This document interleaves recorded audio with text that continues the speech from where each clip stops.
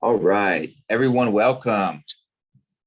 Welcome to the second part of the 7th annual Transformative Justice and Abolition Criminology. I am Brock Smith, and I am a student with SLIC, and I'm majoring in social work. This conference is a collaboration by University of Utah Dream Center, Save the Kids, Institute for Critical Animal Studies, Salt Lake Community College Chief Diversity Office, Utah Reintegration Project, Poetry Behind the Walls, Peace Study Journal for Critical Animal Studies, Arisa Media Group, Eco Ability Collective, Utah Criminology Student Association, and Green Theory and Praxis Journal. Due to the disruptive cyber assault on part 1 of the conference last month, we have tightened Zoom security. We will keep the chat open, but it will be closed if needed. We ask that if any interruptions occur, that we will pause the Zoom and you will stay online while we evacuate any intruders. Comments that are harmful, damaging, or create hostile environment will be deleted and any disruptive participants removed. We ask that you be present here for the knowledge and the wisdom and uphold the high standard of collegiality and respect.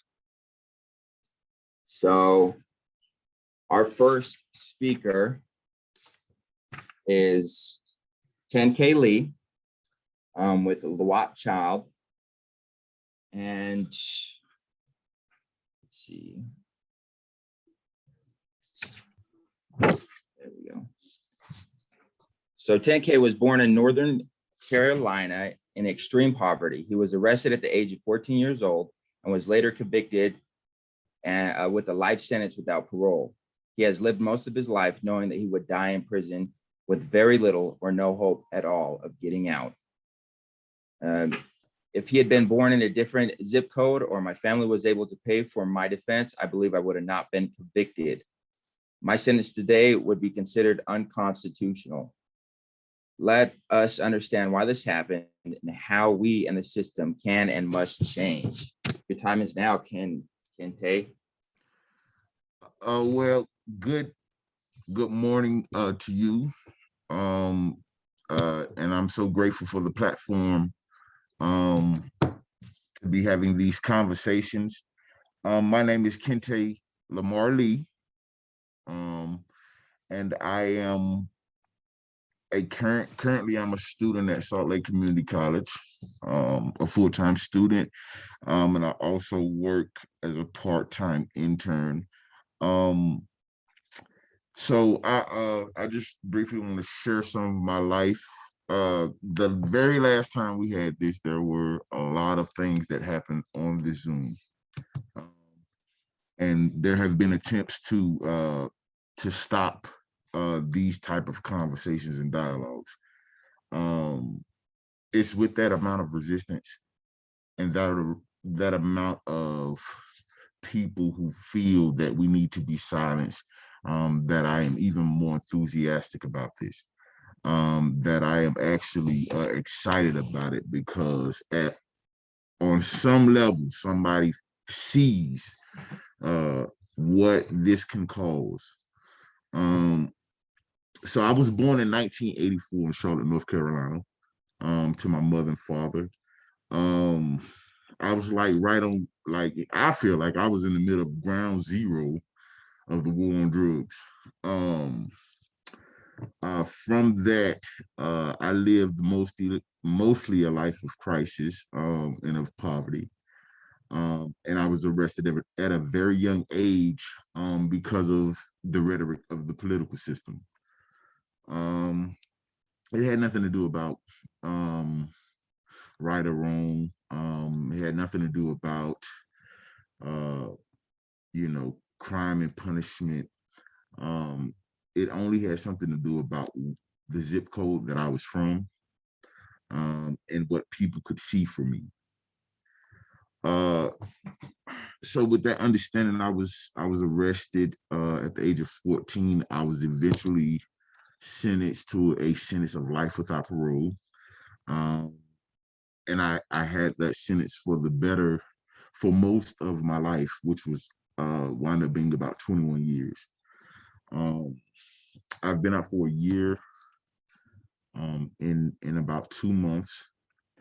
And currently now I'm a full-time student, and I'm an intern. The reason why these things are so very important, and I said it very fast this time, because I don't want to miss the opportunity to say that no matter the things you've been through, no matter the disadvantages that you have inherited in life, it is up to each individual to decide who they will be and who they will become. It is also up to each individual to believe in the good in other people. So had not others believed in the goodness in me, in the potential that could be cultivated, I simply would not be here. I would be forgotten. I would be ignored. And all of the disadvantages and wrongs that happened to me would simply fade away. The reason why I try to say my story and I try to at least give voice to it is because somewhere close to us, there are children who will be punished as if they were hostile, as if they were no good, as if they were destined to just be criminals, or they were to be excluded from society. And a very weird thing in a society that chooses to hold the principles of freedom, and attribute that to its citizens, is that when that society chooses to take the least of that society and punish them in such a way where they have no remorse and no regard, then that is telling of the priorities of that society. I think that those children deserve a chance. I think that those children should not have to figure out how to eat. They should not have to figure out what clothes they're going to wear. They should not have to figure out if they're safe or not. And then they should not also have to come to schools and feel as if that is a hostile environment. So I am very much for cultivating the lost child, finding the lost child, believing in the better in those children, knowing that they simply need an opportunity and they need love and people to protect them. In my life, there were a lot of instances where I should have been protected, but was not. I was only seen in a certain way. And so I was treated that way. So I say my story to say that I am in transition of putting into action exactly what I believe and exactly who I am. I value education above everything. I value the people who surround me, who know these systems, and who believe in integration, who believe in giving somebody the tools that they need in order to succeed. And so I'm very blessed to be here today.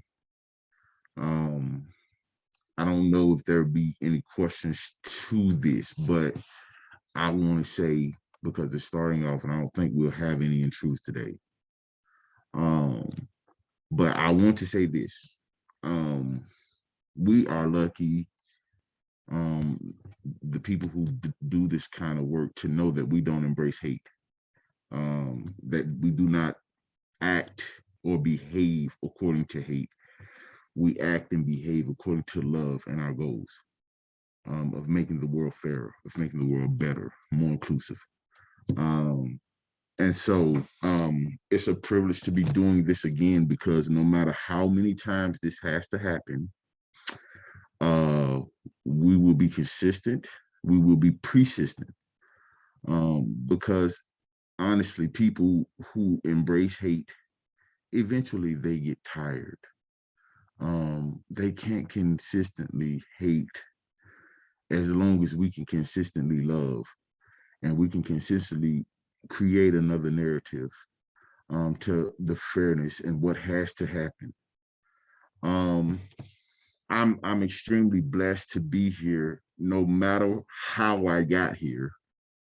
No matter how I got here, I want to make sure that um, not only am I deserving to be here, but I am willing and committed to work even harder. Um, as hard as I have to, with all of the energy and the time I have, so that when the next person comes behind me, when the next incarcerated person who seeks to be educated comes behind me, we'll have a better understanding of that person's capability. We will have a better way to think when we view that person. Um, I'm of the belief, I am of the belief that when you have taken everything away from a person and that person has gained momentum in life and that person has worked very hard to be consistent and to be good, that person will arrive. That person will arrive. Sometimes that journey to success, that journey to the place of being um, the potential that you are inside, it's not always beautiful and it's not always dignified and professional. Sometimes that comes from very, very dark places. But I believe in the innate good of all people, and I believe that it's worth waiting for. So that's the portion that I want to share this morning. Um, and I'm grateful for this opportunity and the presenters who will come behind me. So that's the portion I'll share this morning. But thank you guys for listening. Thank you for having these dialogues. Thank you for allowing me to be here. So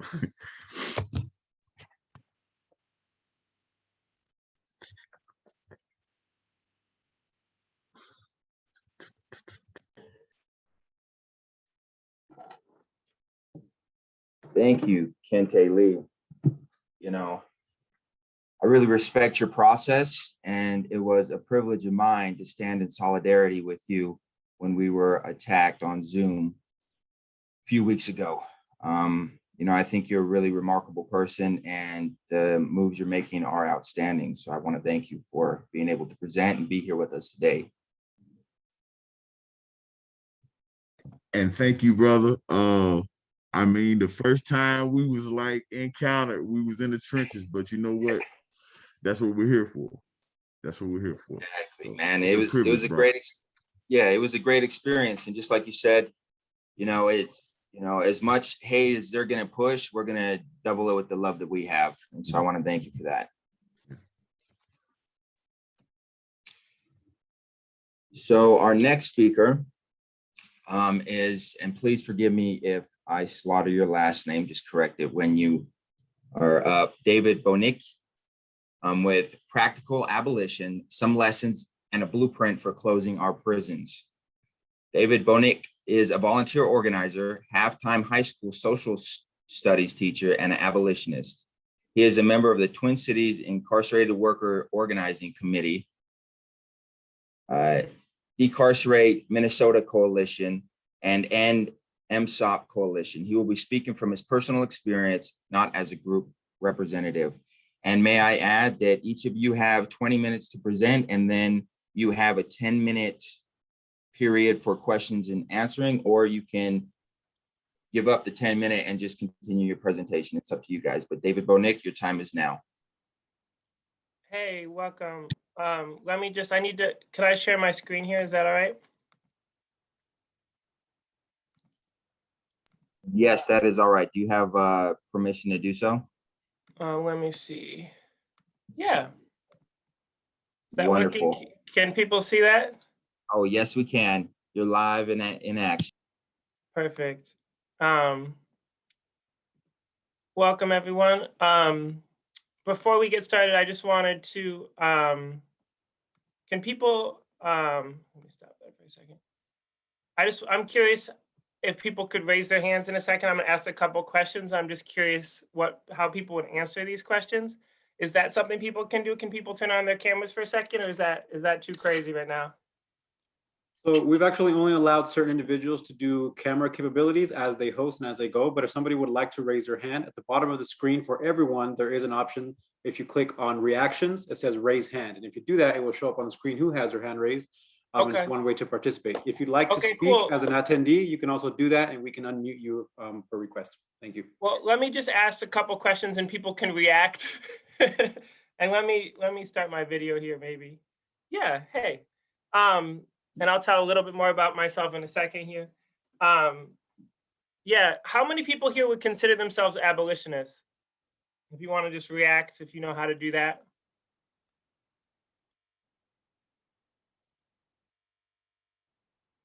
Okay, couple people, more than a couple maybe. And how many people are currently engaged in abolitionist work right now, like some kind of project or organizing or that kind of thing? Okay, cool. And how many people think that abolition is like a practical goal, like something that can be accomplished, like in the present, in our world now? Some people, maybe. Okay, cool. Well, thanks for that. I'm gonna pop back on the screen, but I guess I would say one of the main things I want us to think about is one thing I'm arguing is I think abolition can be a practical thing and needs to be a practical thing if it's going to accomplish the type of goals that we have for ourselves. So again, my talk is called Practical Abolition, Minnesota Lessons and a Blueprint for a Change, ? My name's David. I've been involved in I guess I would say racial justice and organizing work since 2002, when I was radicalized around the school to prison pipeline at the end of high school. And I spent the last 6 years working with prisoners in Minnesota to try to transform the system here. And more recently, with what are called clients, but are really indefinite detainees in the so-called civil commitment facility here in Minnesota. See if I can go to the next slide here. So the subtext of this is, the subtitle of this is I've made and I'm making all the mistakes and I'm only speaking for myself. So I don't want to present myself as some expert, but I've learned a lot in doing work and doing a lot of mistakes, and we're still making mistakes. But also think, wanting to share from a position of what I've learned.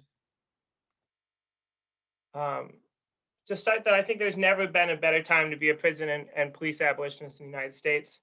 Miriam Cobb and others have got us on the front page of the New York Times, saying we literally want to abolish the police.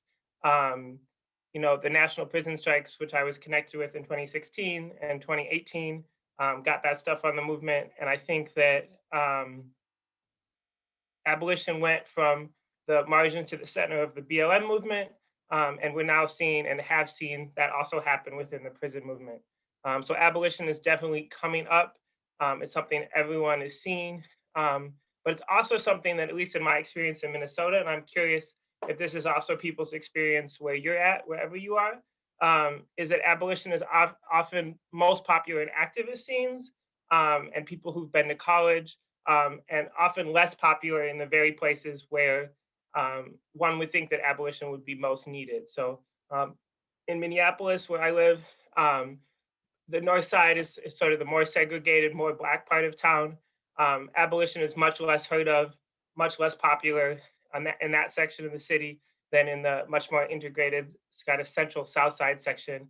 And within that section, it's much more popular among people who've been to college and are kind of in the activist scene than people elsewhere. So I don't know if that's a similar pattern in where you are, but that's definitely had troubling dynamics and kind of put the movement back where we are. And so that's been a question I've been asking, is how do we change that, and what have we learned to change that? So one of the things I think that I've seen a lot is that abolition has become sometimes a something disconnected from people who are actually fighting for freedom from oppression. And when that happens, people who are not in those positions can also break solidarity with people who are facing different circumstances than them. And I've probably made all of these mistakes before. But for example, I've seen movements have people where they say you should never call the police or get a restraining order, ever have any interaction with the system, even if there's nothing in place for people. And you're basically telling people to continue to go through violence. Or saying you don't want police to go to prison or Trump to go to prison. Basically saying we should put them first in line for transformative justice, as opposed to put them in the line with everybody else.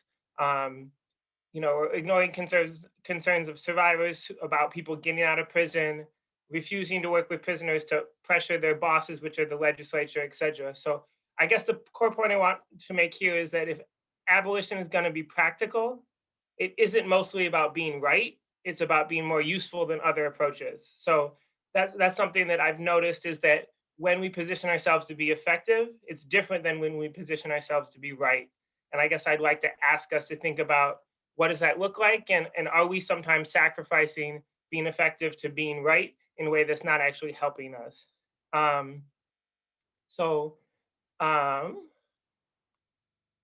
example, but I also don't think that these problems are like inevitable, or these problems are unsurmountable. And in fact, the experience of the work I've been a part of in the Twin Cities shows that that's possible. We started out in 2015 when someone got out of prison in Minnesota and wanted to transform the system, tear it down. And he got connected with a couple activists, including myself. But we were pretty disconnected from people in prison. We were pretty disconnected from oppressed communities. And while we initially got involved in supporting the 26th National Prison Strike, we weren't very rooted locally in it, and we decided to move there. And we also did a lot of conversating with people about abolition, and we did a lot of it wrong, you know. We did a lot of it maybe not wrong, but in ways that were less effective than they could have been.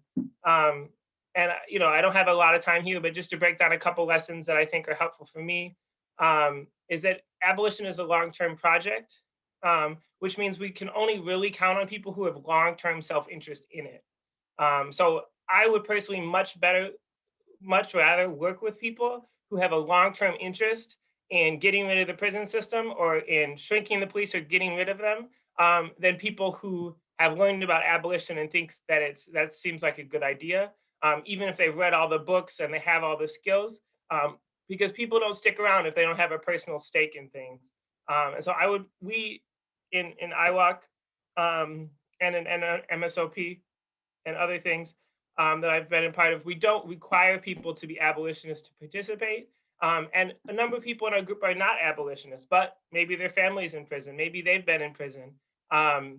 You know, maybe they've gone through some things that make this personal for them in a way that's really important. And I would much rather trust those people to figure out how to move the work forward in a way that's actually going to help people, in this case, in the prison system, than people who are determined to be abolitionists and to relate to prisoners in that way. Also, we found that if we consistently support people in prison, that we will gain ground, that people will get involved, that people will want to do stuff, because that system is, as y'all know, horrible and needs change. Also, we've noticed one good way of seeing if like people are really taking your work seriously is if they're involving their family members in your work. So as someone who's been doing work with people in prison, I know that someone inside is serious when they start connecting us to their people on the outside.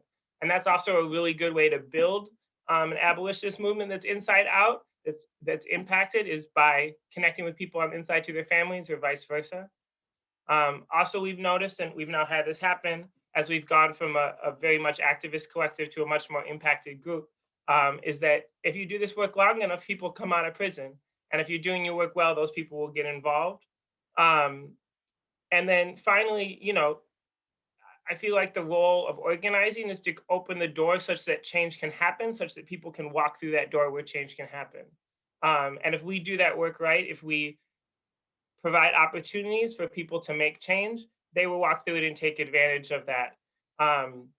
So for example,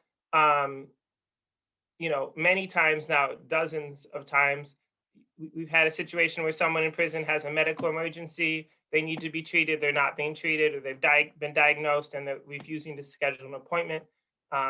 We put pressure on the prison system and make sure those people don't die. Or there was a group of women in prison here who were being excluded from an early release program, a boot camp. And they noticed that they were all Black women or women of color who were being excluded from this boot camp.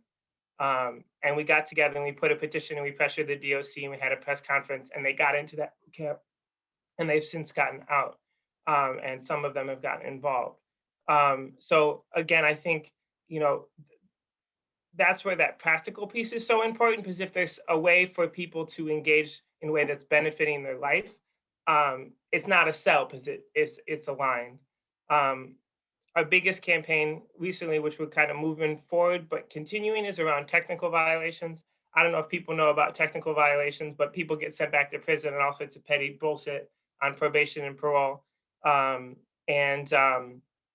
We've been building that up inside and out, and have now reduced those by 50% by fighting the DOC and earning negotiations with the DOC, the prison system here.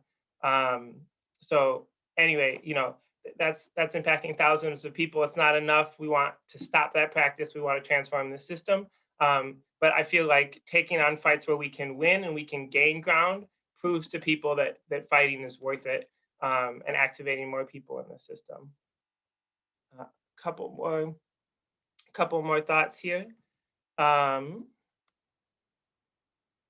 So one thing that we've really not done well, and that I would really encourage anyone who's starting a new group or trying to take to the next level, or advising people who are doing this work, is resourcing is really important.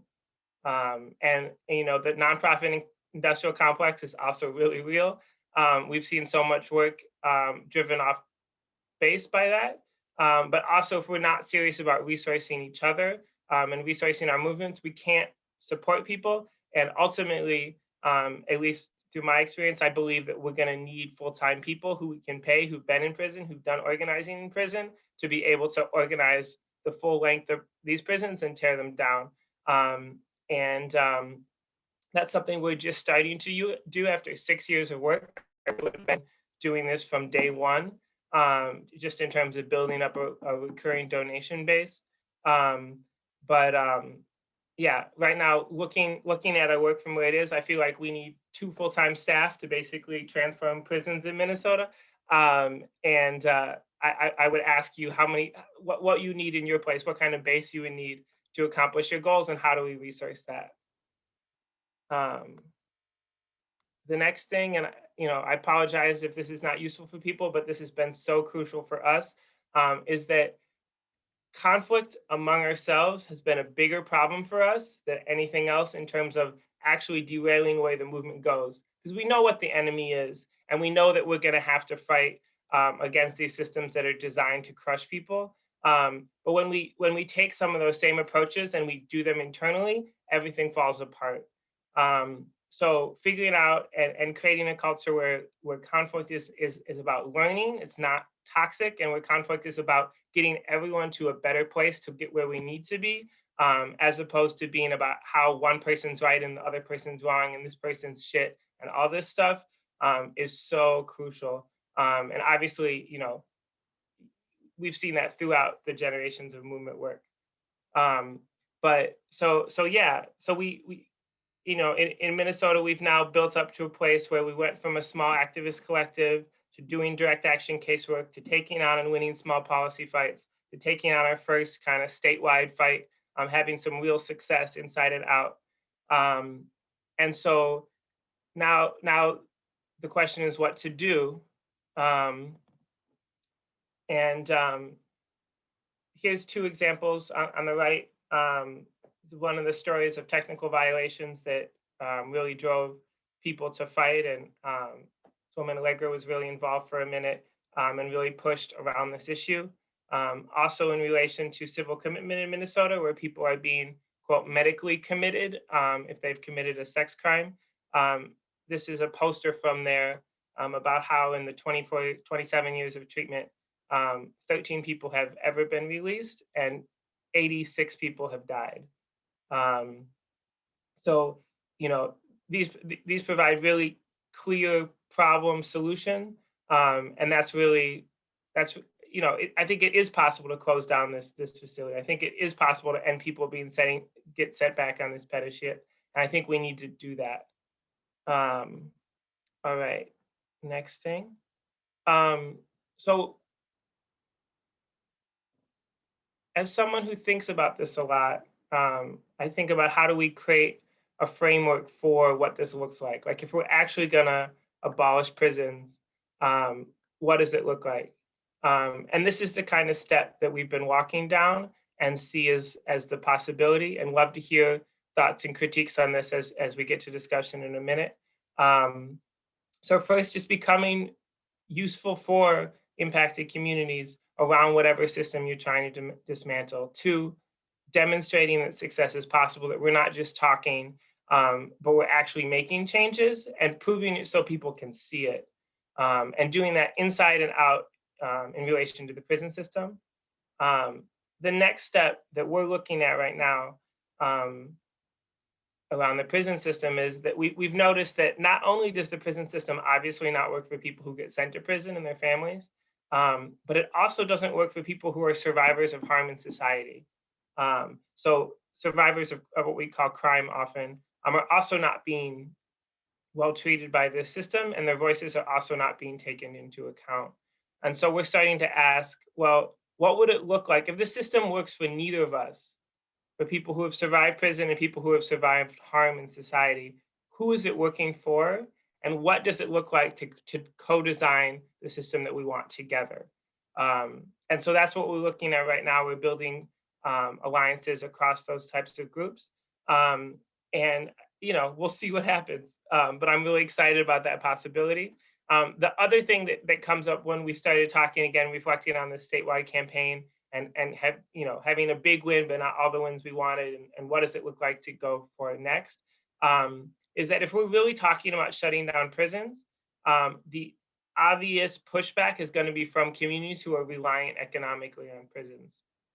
So if, thinking about then, okay, well, if we know we want to shut these down, and we will, then what do we have to offer? What's going to be in place, or how do we incorporate that fact into our strategy for creating rural economies? So that's something that I'm not an expert on, but I know there are people who are good at all sorts of different things. And this is an area that we're also looking towards, particularly around green transition, because we know that climate change is real and climate change is here. So that's something that seems to be incorporable. And, we want to move in all cases from a economy that's based on toxic practices and exploitation to one that's based on restoration. And so there seems to be some parallels between abolishing the prison system and abolishing the fossil fuel infrastructure. And I hope that we can make more of those connections on both sides of that, as people like in Fight Toxic Prisons have been way ahead leaders in, to think about how we do that in real life, and how do we use that to create bigger and better pictures for what we want, and justification and movements in rural as well as urban America for this. And then lastly, I don't think we're going to get the change that we want unless we really have a movement that's shifting power to people across the board. And I see this, and I see abolition as a piece of that puzzle, not the whole puzzle. So what does this look like in Minnesota? Where is the conversation at? What are we talking about? What kind of steps could this look like? This is what we're starting to grapple with. As Minnesota's a smaller state, it has a smaller population, it has a smaller prison population. So we've seen the prison population go down from about 10,000 to about 7,000 over the last year and a half, particularly with COVID, but also with the impact of technical violation reductions. And so we're in a unique situation in some ways, in that there's less to fight, but also there's less people here. So that is what it is. So in thinking back to that blueprint, what does it look like to align survivors of incarceration and survivors of crime? What does that step look like? How do we transform the narrative and build the power that we need? This is what we're looking at. And really love thoughts on this, and also just thoughts and questions in general in a minute, because I'm about done here. So first thing is power is in organization. And so the first thing we want to make sure that we're doing in building is to organize, have someone in every unit of every facility in Minnesota to be able to get inside information out and be able to get support in relation to that, and vice versa, to get outside information in and to get inside support for that, and to be able to coordinate and have that kind of communication network, we think is really essential to be able to activate people around the state who have a direct stake in this, and make sure that the people who are like the people who we're working with and following in a lot of ways, know what's up and know where we're going, and are telling us, go this way, don't go that way.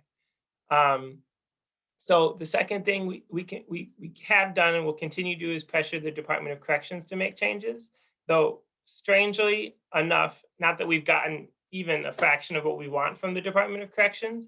We've noticed that in Minnesota, and I guess I'm curious for y'all too, that the heads of the Department of Corrections in Minnesota is actually significantly more liberal, significantly more non-carceral, if you can believe that, than the county forces, and then the legislature, and often then big sections of the public. So even as the DOC is horrible and awful, and the leadership there has much to be desired, we also need to build power both around the state and also in these other forces that are being used as excuses and are also in real ways driving mass incarceration. So at the county level, the counties are the ones who are incarcerating people. And also in Minnesota, and I imagine in most of your states, counties don't pay to send people to prison. So counties send people to jail, they have to pay for it. Counties send people to treatment, they have to pay for it. But county sends people to prison, it's free. And so you can see the kind of incentive that has. And you also can see the kind of possibility of saying, no, you're spending our money on bullshit, it's not gonna happen. And so that's one piece of the puzzle. The next piece of the puzzle is also being able to transform the financial incentives. And how that looks is these goals on the right. So these are the kind of goals we're thinking about. What does it actually look like if we were going to abolish the prison system in Minnesota? What would it look like? So this is what we are at this point. Whether this is the answer, probably not, but whether this is helping us advance in Minnesota, I hope so. And love to hear your thoughts again in one more minute here. So the first thing is we want to welcome people back and make changes upstream to ensure that people are set up to succeed as they come out. Simple. We want to expand and incentivize early release so more people get out, and we're fighting on those fronts right now. 3, this is where it starts getting much more major. We want to stop people going to prison for all these kind of petty short-term things that should not be responded to with prison, that everyone kind of already agrees on. People know that people should not be going to prison for drugs or addiction or mental health or homelessness or disability or petty violations. So we need to kind of draw a line in the sand and say, no, we're going to spend this money elsewhere. People need to stay in their communities. Similarly, people are sucked into this system in all these different ways that basically come down to stealing from the poorest people in our communities. And that needs to stop too, because it's obviously a setup. 5, and this is kind of the most major lift in thinking about abolitionist work. I'm sure if you've talked about abolition with people will say, well, what do we do with murderers and sex and pedophiles and rapists? Like, what do we do? And the crazy thing is that there are communities who have answers for these questions. In Common Justice in New York City, for violent crimes up to attempted murder, 90% of people who've been harmed choose to have the person who harmed them go into a 2-year program and not go to prison. In Hollow Water in Canada, which is a native reservation there, people have reclaimed control over the generations of sexual abuse that's been laid on their community. and that they're now taking responsibility and power over how the response is, and they were breaking those cycles of violence.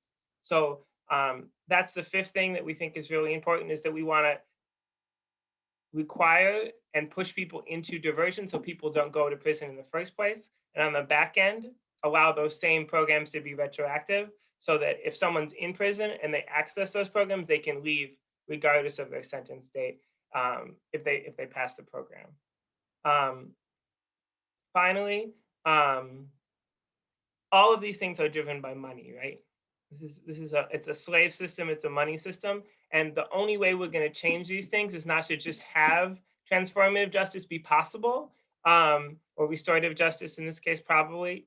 We can talk about semantics, but to make it financially more viable and financially demanded by people at the levels at which this is exercised. So the police coming in, but obviously at the counties where those decisions are made, and then at the prison system level. So we want to change the financial back structure where it's the savings that would be gained through not sending our people to prison are used to invest in our communities, and where that power is given back to our communities in the process. And then finally, and this is the last thing I have to say, is that we know these systems are not fixable. And so even as we fight within these systems to reduce harm and get more people out and get less people in, we also need to ultimately be building our own systems, because that's both the pressure we have on the existing system, and also that's what we need to actually have communities be able to take care of each other and to take back the power over our own resources. So yeah, that's a little summary. If you want to learn more about us, that's our Facebook. If you want to give us some money, we'd love it. That's our link. And I would love to hear questions or comments or critical responses about anything I just said.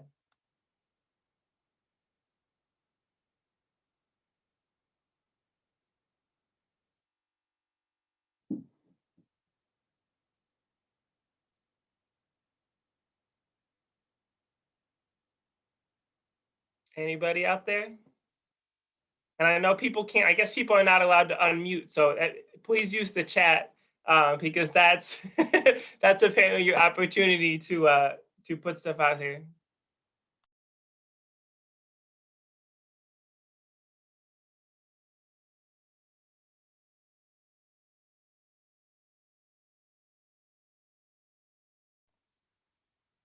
Again, on the technical side of things, if anybody does have a question, you can use the raise hand feature and then we will unmute you so you can verbally say it, or again, continue in the chat. Thank you.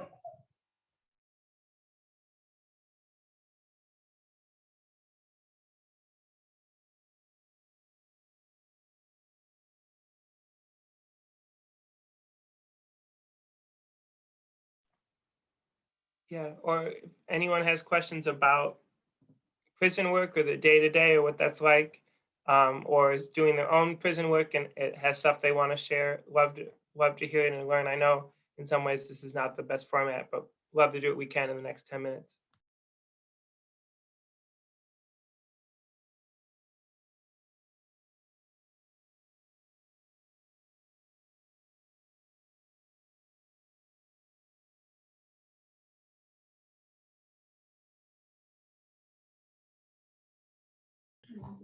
So we are at time. I'd like to say thank you, David. You made some excellent points, and I really liked your layout. I've never seen it laid out like that, and I think that that could be really effective. And you're off to a really great start. If anybody has any questions throughout this, you can put it on the chat, and I'm sure David would be more than happy to answer those questions. Just can I? At this time, Brock, it looks like there is a Yes. question from Dahlia in the chat. Oh, yeah, go for it. Question about having people on the Can I answer that? inside. Do you mean an official role? Yes. So, you know, all of these ideas have been generated from people on the inside. Like, and if you want to change any system, the people in it are the ones who are going to know the most. And then, yes, so we're trying to have different people on the inside have a unit contact in each unit. So in Stillwater Prison in B East, we want to have someone who is our kind of point of contact for getting us the news in that facility. Like this person's getting fucked over, COVID's like this, whatever, you know, the things that are happening, so we can support or respond to those things. And then also can be the person, so, you know, if we just had a meeting with the commissioner of the DOC, or we just had an event and we want them to invite people to it, then we can also get that information in so they can be like, hey, y'all, like if anyone's in St. Paul, whatever, tell their people we want them there, that kind of thing. So yeah, an official role on the inside. Yep.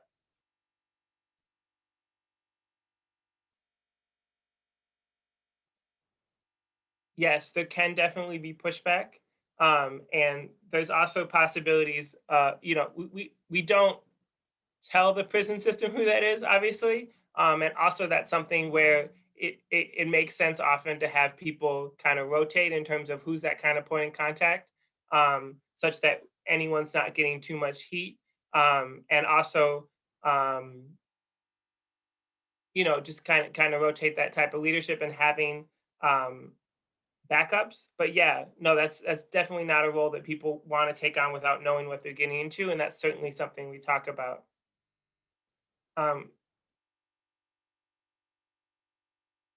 Yeah, so Kristen, we've actually had a lot of success driving things the right direction. We're also in Minnesota, so how that compares to wherever you are, I don't know. You'd have to see. We've also learned that, you know, the most important things is to kind of fit your tactics with your goals. So when someone's dealing with abuse, often creating a chain of documentation up the chain of command is really useful, even if it's not public, because it demonstrates to them and to their boss if they don't respond and do the right thing, that someone's going to know and their boss is going to be informed that they're doing the wrong thing. And eventually, if that doesn't work, to involve the public or the media or a protest. So actually kind of giving people a chance to do the right thing, and providing them what they need to be doing, is relatively effective. It's not 100%, obviously, but it's definitely in a lot of different little instances have been effective.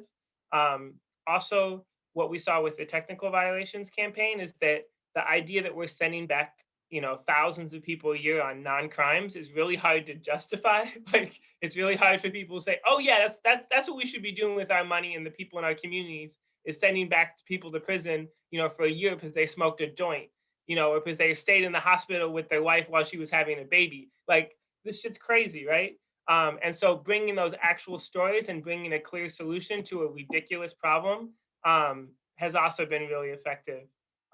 So that said, you know, the bigger the problem like that, you know, the more you need a mass movement and mass organization and be able to show up in all the different places that have power over that.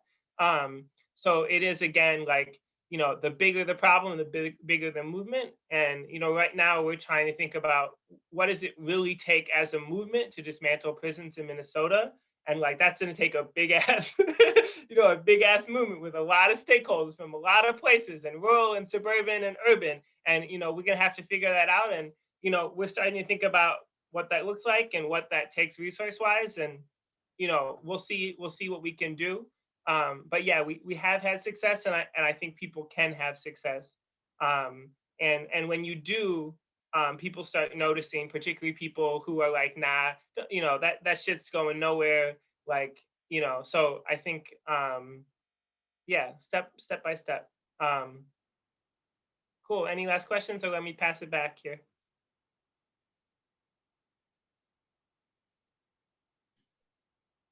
Thank Okay, you, well, David. Just to honor everybody's time, we're going to move on to the next speaker, but I really appreciate your work. You're really doing a great thing. You have great energy, and I'm looking forward to following you online. well, So yeah. at this time, yeah, for sure.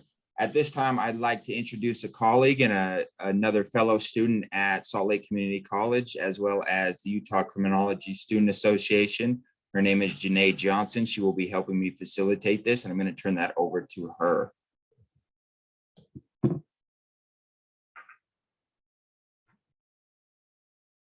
Hi everyone, I'm Janae Johnson, and I'm going to major in criminal justice, and I am secretary of Save the Kids, sorry, not Save the Kids, Criminal Justice Student Association.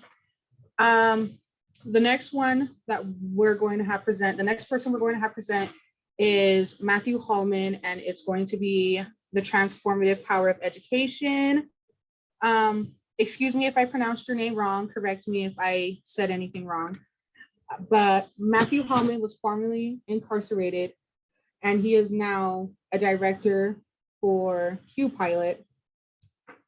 He understands how important you are when you are incarcerated. And that knowledge to get others to be a part is a lot stronger and better to be more educated. He does volunteer, and he has spoken with lawmakers in Washington several times and volunteers to promote awareness of the situation. So I will now turn the time over to Matthew Hallman.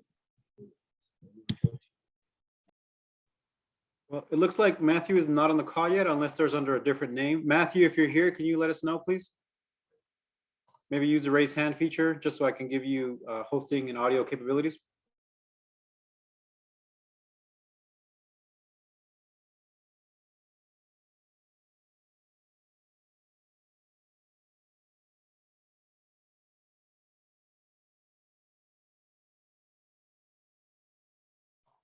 One more time, Matthew, if you are here under a different name or number, let us know somehow, interact please, so we can give you the capabilities.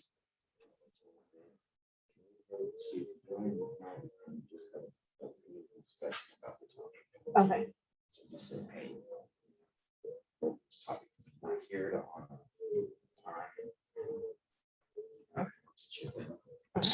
Janae, thank you for the introduction of Matthew, but it looks like he's not on the call yet. So we can answer more questions or just have a community discussion based on the topic that Matthew would have addressed perhaps, or a different topic related to what we've been discussing today.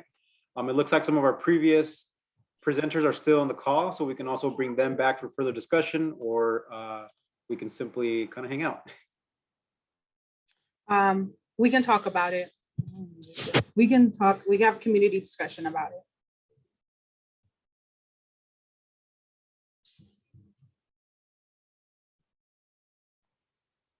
Well, perfect. Since it looks like this presenter is not here yet, we'd like to turn it over to the community just for discussion while we wait for the following presenter. We don't want them, if they're not prepared to begin their time yet, we'll wait a little bit. So I'd like to just ask a general question. What are folks doing in their communities towards abolition or towards education about the prison system, things like that?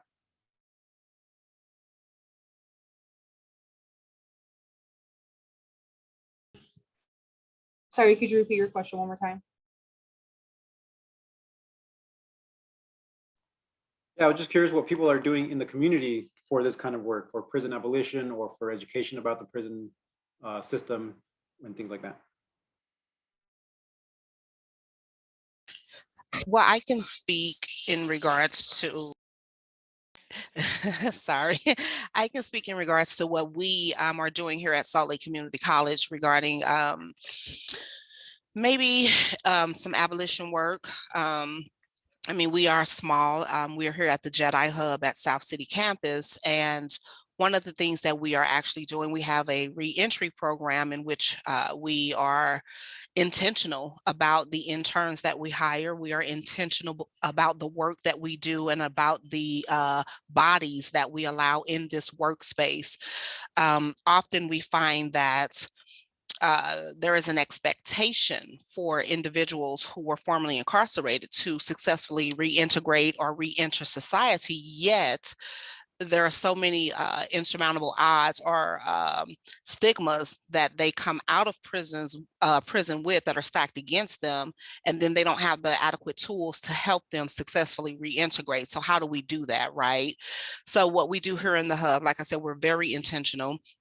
We look for a particular type of individual, such as those that were formerly incarcerated, that we have to come in and actually work at the Hub, build connections in the Hub, and not only in the Hub here on campus at South City, but also in the community. We are in the process of developing a strong support group amongst those that were formerly incarcerated, because they know their stories better than we do, right? So how dare we come in and try to tell their stories or try to tell them how to successfully re-enter into a society that we have already been living in freely for such a long time. So for us to try to impose or impute what we think successful entry looks like on them, I think is a step out of bounds. We need to pump our brakes, take a step back and listen to them clearly articulate to us what tools they need in order to successfully re-enter society. And then we need to equip them with those particular tools. And so we have found that working with the population of students and community leaders, because believe it or not, they are actual leaders that we have the privilege of working with, we're learning a lot. And so it is causing us to have to revamp some of the things that we are doing here at the Jedi Hub at Salt Lake Community College to make sure that our current students and those in the community are really successfully re-entering into society. So I think it's a matter of just being humble, knowing when you're out of pocket, knowing when you don't know. A lot of times I think, and we see this a lot in higher ed, we think that once we have a certain academia level that makes us qualified to interact with people on certain levels. But sometimes we need to understand that life experience is the best teacher. So it doesn't really matter how much academic knowledge you have. Sometimes we need those personal touches. We need those personal relationships. That's what's truly going to help people to re-enter into society successful. Yes, education plays a role. Yes, certain tools. But if people don't have the support and the psychological support and love that they need from the human touch, so to speak, they can recidivize and find themselves back where they were just previously released from. And so for us, our goal and the way we are looking to abolish, so to speak, that lifestyle or that temptation for those that are out is to make sure that we support them mentally, emotionally, physically, in a sense of providing them with the tools that they need in order to be successful when they are re-entering. So in the hub, we take the back seat and we let our formerly incarcerated individuals take the front, and we are supporting them from behind because it's their life and it's their story, right? They are the champions, they are the heroes in that narrative. And so it's just up to us to hold their arms up when they are weak. So that's what we do in order to try to abolish. We can't fully abolish the system, but we can abolish the way an individual thinks, and we can try to abolish that individual's actions through how we interact with them and influence them to change their way of thinking.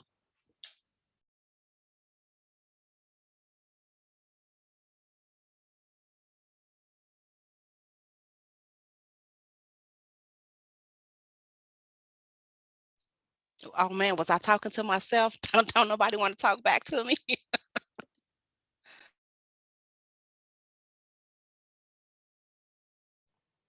Not at all. Thank you so much for that. We really appreciate your thoughts. Looks like there's quite a few things in the comments. I'll turn it back to Brock and Janae to help us facilitate those.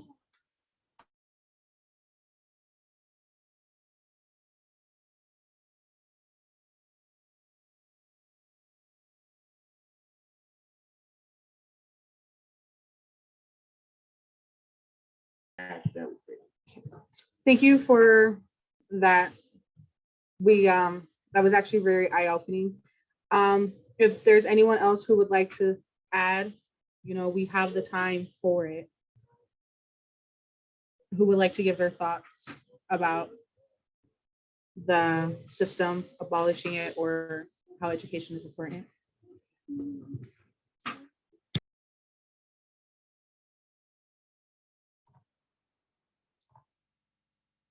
I don't mind sharing a few things. So I know my name says Save the Kids on the group there, and I'm kind of just the technical aspect of this today, but I am enjoying the conversation very much. But my name is Chris Macias. I am the director of the Dream Center at the University of Utah, where I work with undocumented folks and access to education and whatnot. But also in the past, I've done all kinds of different work around education, from the school to prison pipeline, for example, and just other ways, not always necessarily about abolition, but just in general, how prison or that criminalized nature of folks tends to have an impact on education as a whole, right? In fact, just yesterday, I was invited to speak about police brutality at a different university here in Utah. And I could not talk about police brutality without talking about the entire system and how it's all connected, right? Police brutality is one thing that we see, right? When somebody records or speaks of a certain event, I mean, you might see one police officer violently abusing their power, and that's what we define as police brutality. But what I was talking about there, and part of the questions that we're asking is, where does that actually begin? And the fact is, it doesn't begin in that street, in that neighborhood, you know, in that vehicle where people are being pulled out or harassed and beaten. It begins in the legislature. It begins in the Congress. It begins in these systems that allow for police brutality to happen and continue to get away with, right? And so the conversation was more about the power dynamic within the policing and law enforcement system and how it ties back into the prison system as well, right? Police brutality is one of the items that we see that leads to imprisonment, that leads to blaming the victims, that leads to community disenfranchisement and whatnot, right? And so to me, I just wanted to share that it was a different conversation, but I couldn't talk about that one item without talking about abolishing the entire prison system. And I could not speak about the criminalization of people without talking about law and injustice to all of them. So I'd just like to share that, but also see if there's any further thoughts on that or the previous question. Thank you very much.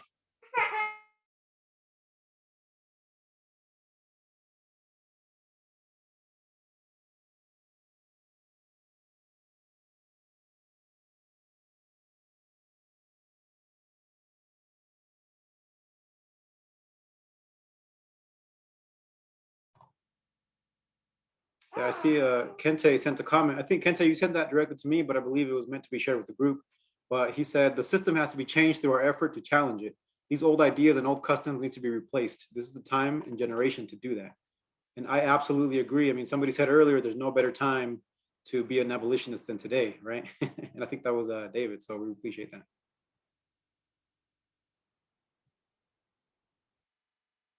Lucas, you said you'd like to speak about something. Let me see if I can unmute you really quick. Give me just a second.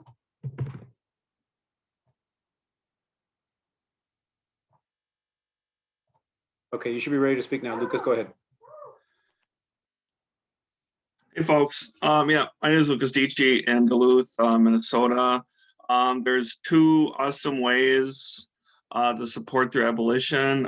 Everyone awesomely spoke on like how it's like long-term versus short-term goals, like what can people do like today that takes part of the whole struggle. So one of the things is possible is that I always love talking, and I won't talk a lot, is about letters to prisoners, writing folks.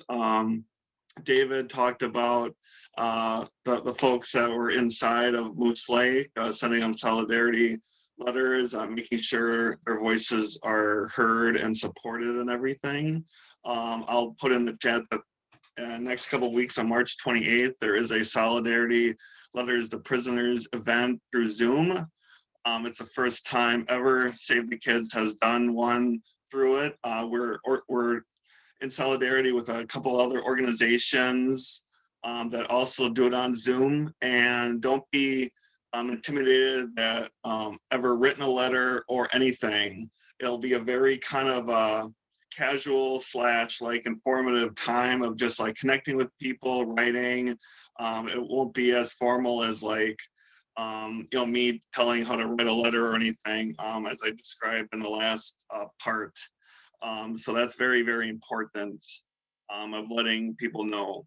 Second thing is there is a Transformative Justice Journal that is open to academic writing of anything abolition, transformative, anti-imperialist, anti-racist, anti-sexist, anti-homophobic, anti-transphobic, anything. And I'll put the email Transformative Justice Journal at Gmail. I'm the editor of that.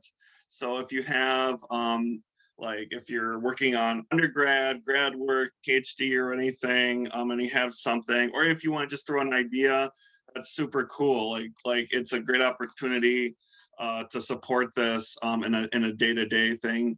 But plus, like, make sure that that there's a lot of continuum of the abolitionist process and everything. So that's just what I have to say. So thank you much for everyone.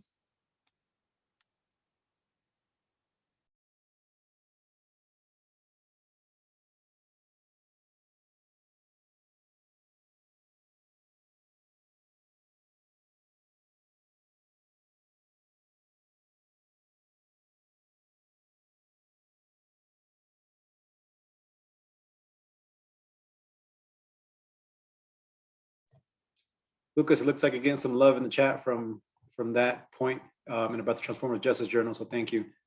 And again, I'd like to give back to Janae and to Brock to go through some of the comments in the chat and see if we can address those.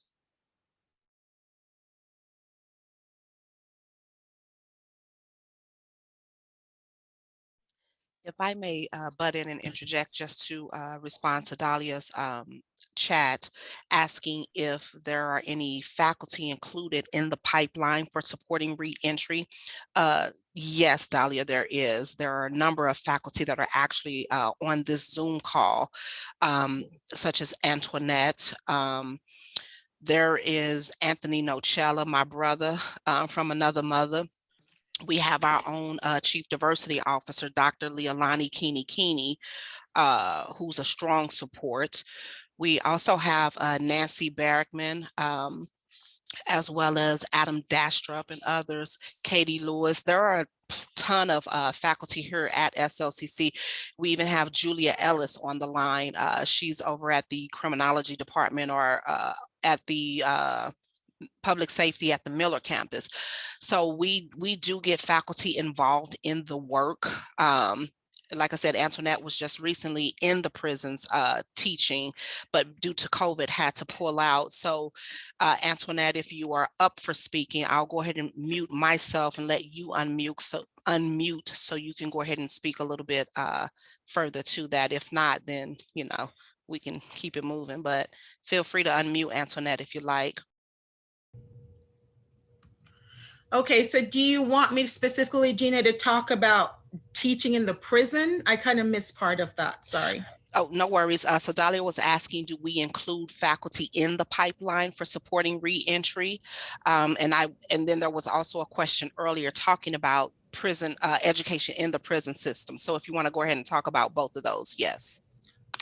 Maybe Dahlia can, Ms. Saloom, how are you? Maybe Dahlia can expound on her question as to including faculty in the pipeline. So is she talking about pipeline, Salt Lake pipeline, Department of Corrections reentry pipeline, just to clarify, but then let me answer the second part until there's some clarification there. Teaching in the prison education project. So yes, Salt Lake Community College is in the prison. We do have a degree program. University of Utah is there, UPEP. They do teach some classes, but the students who take the classes are not on a degree pathway. But luckily for SLIC students, they get an associate degree after, obviously, if they've taken their 2 years with their generals and everything else. I teach criminal justice there. I used to work for corrections before, so I'm very familiar with the facility, the culture, its operations, and it's been very fruitful, very helpful. Education, as we know, is a form of transformative justice that URP is supporting. So that's pretty much it where I am involved with teaching. It's, you know, I teach any facility at Draper. The thought is to expand to the Gunnison facility and also hopefully to go into the youth facilities as well. So we're definitely reaching lives, touching lives, and being more involved in terms of practicality and not just theory. So that's pretty much it. Do you want me to add anything else, Miss Gina? No, ma'am, I think that's good. Thank you. Okay, let me see if Dahlia had expounded or if you want to unmute her.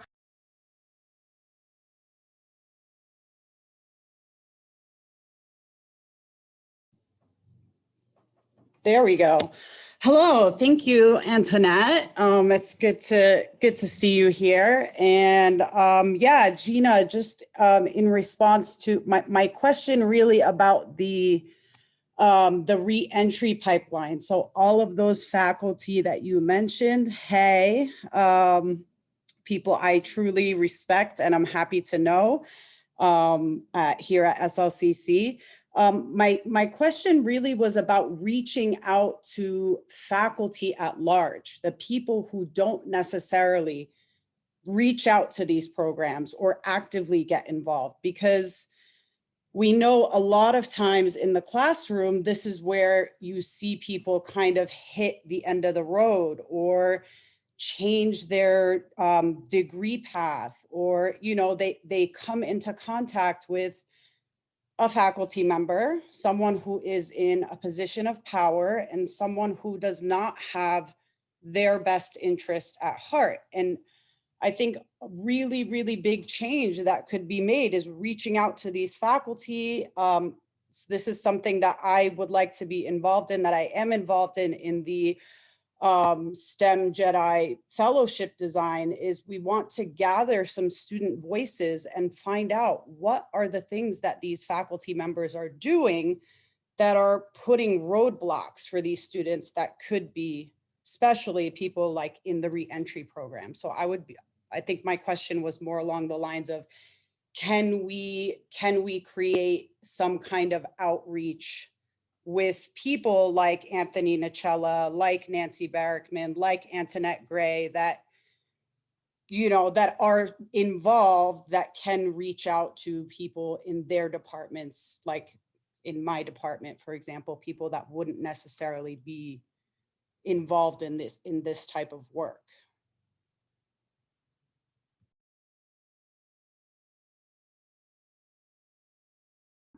Hey, this is Leilani. I'm going to turn my camera on. So thanks, Dahlia. So we do have those core kind of faculty members that have mobilized and are kind of standing in solidarity or acting in solidarity around reintegration, prison abolition, transformative education. They're forming up the faculty or academic arm of the Chief Diversity Office. So it's called the Justice, Equity, Diversity, and Inclusion for Social Transformation. It's really in its startup inception phase, but the idea is that it links to Faculty Senate, as well as reaches into all of the schools. So we have 5 schools. So we're looking at kind of a bottoms up transformation. So all of those faculty are really positioned in various schools so they can kind of do that capacity building from within. And so it's a very non-authoritarian, leaderless structure. As the Chief Diversity Officer that gets charged with, but that's, I have a link to the cabinet, and I have a link to the Board of Trustees, so that type of hierarchy. So I'm working kind of in that space, but the faculty members really do come with their own knowledge and skill sets, and they're just taking control of the projects that they want to do. And then I just go up and basically kind of help find and ensure that funding is being diverted into these initiatives and these projects that really move things, such as the Utah Reintegration Project. So yeah, so I think if any faculty is interested, they just reach out. And you know, we're starting a few different projects. Sorry, our noise is really crazy in here, but we will be next month putting our Peace and Justice Garden at South City. It's a space for healing racial justice, and we've also got the Racial Justice Library here at South City. So we're really starting small, and yeah, but the work is just barely getting started. I've been here 18 months, and we're ready to kind of enter into the next phase of the journey. So any faculty that wants to get involved, Nancy Barrickman and Anthony Nocella are the focal points.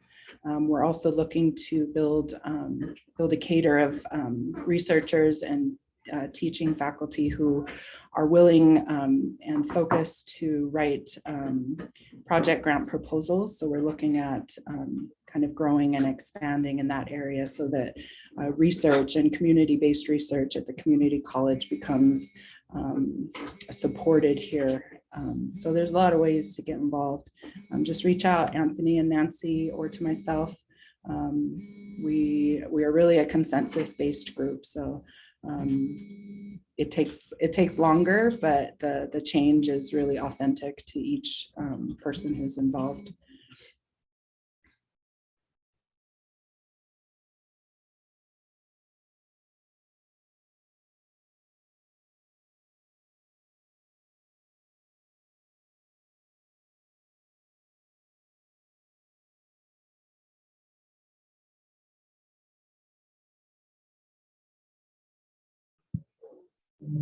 Hi, guys. We have about 10 minutes left until it's time to present our next participant. Is there anyone else who would like to add anything or talk about anything that's already been said?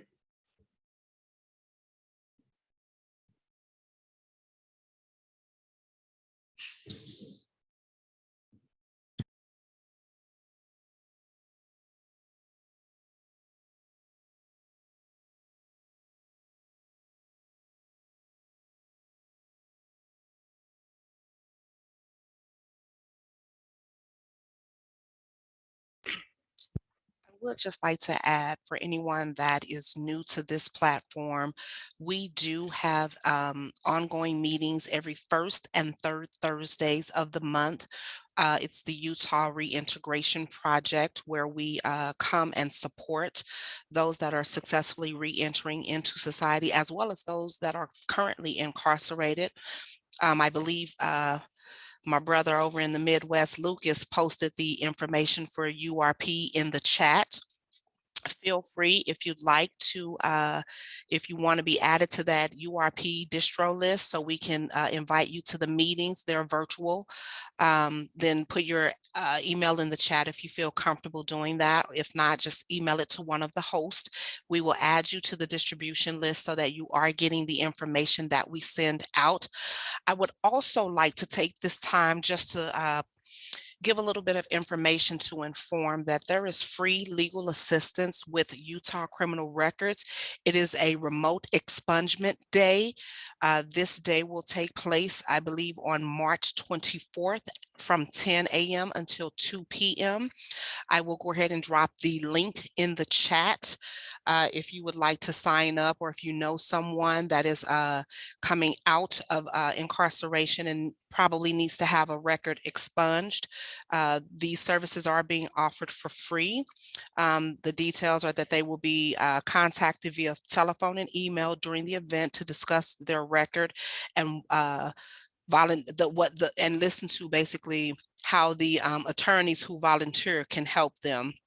And so this is a project that's supported by the Utah Commission on Criminal and Juvenile Justice. So I will go ahead and put the link in the chat for those who may know of someone, a family member, friend, etc., who may need help having their record expunged. It is a local service. It is free. So we want to make sure we are doing our part to help in small ways try to abolish the mindset and the stigmas of those that, may have the temptation of recidivizing. Thank you.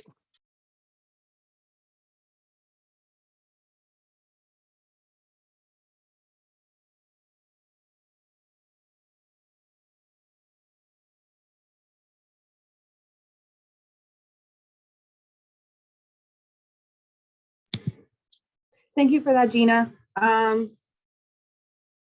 Sorry, I'm just trying to think of what to say because we still have a lot of time left. We have about 4-ish minutes left, but that expungement day is on the 24th. Did you say? Like, is there any way we could promote that or anything?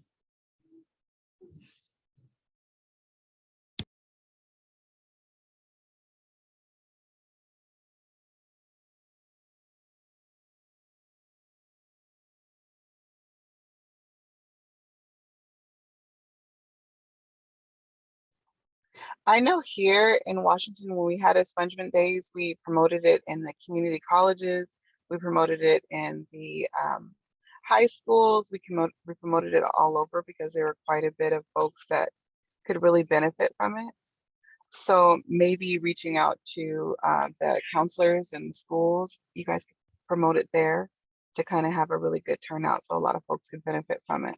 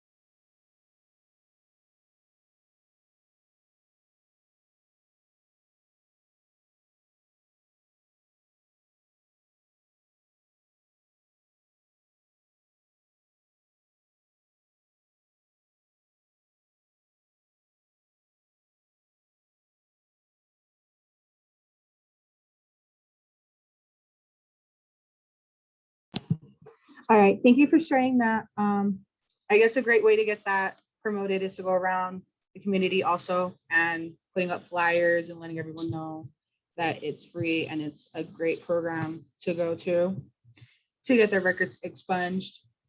You know, one mistake is not a lifetime worth of misery. So if you've changed and you bettered yourself, you should be able to get your record expunged and have a clean slate, is what most people call it. But if anyone doesn't have anything else to add, I would like to move on to Alicia's presentation, Connecting in Our Communities, Miss Alicia Page's presentation.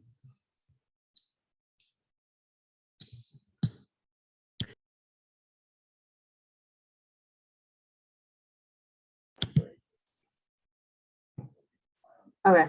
I guess if no one's going to say anything, I will now go on to Miss Alicia Page's presentation. I'm sorry. Alicia Page is a community advocate for change and is passionate about ending mass incarcerations. She has volunteered since 2007, working in advocacy for prisoners and their families for the past 9 years in reentry.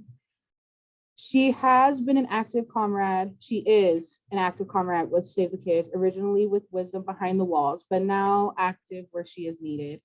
She is currently our treasurer and a board member, and she actively attends juvenile court, advocating for families caught up in the system.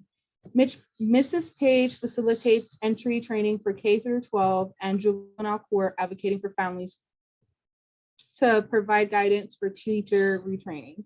She is also a small business owner since 2004 who is passionate about helping her community. She is an active small business coach for Signature Planning and is passionate about helping small business startups and expand. Miss Alicia Page, the time is now over to you. Awesome. Oh, wait, I gotta grab my camera. Sorry about that, you guys. I'm so excited to be here. Why I find this little button. Y'all pardon me. I'm always in motion. So I'm driving. I'm so excited to be here.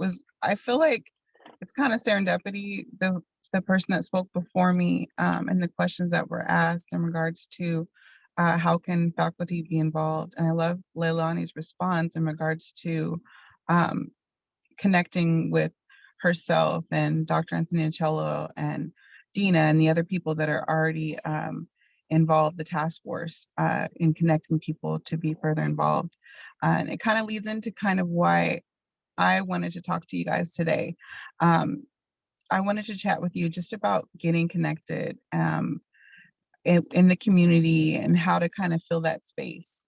So initially, the way I got connected was through my brother. My brother got incarcerated. He was falsely incarcerated years ago.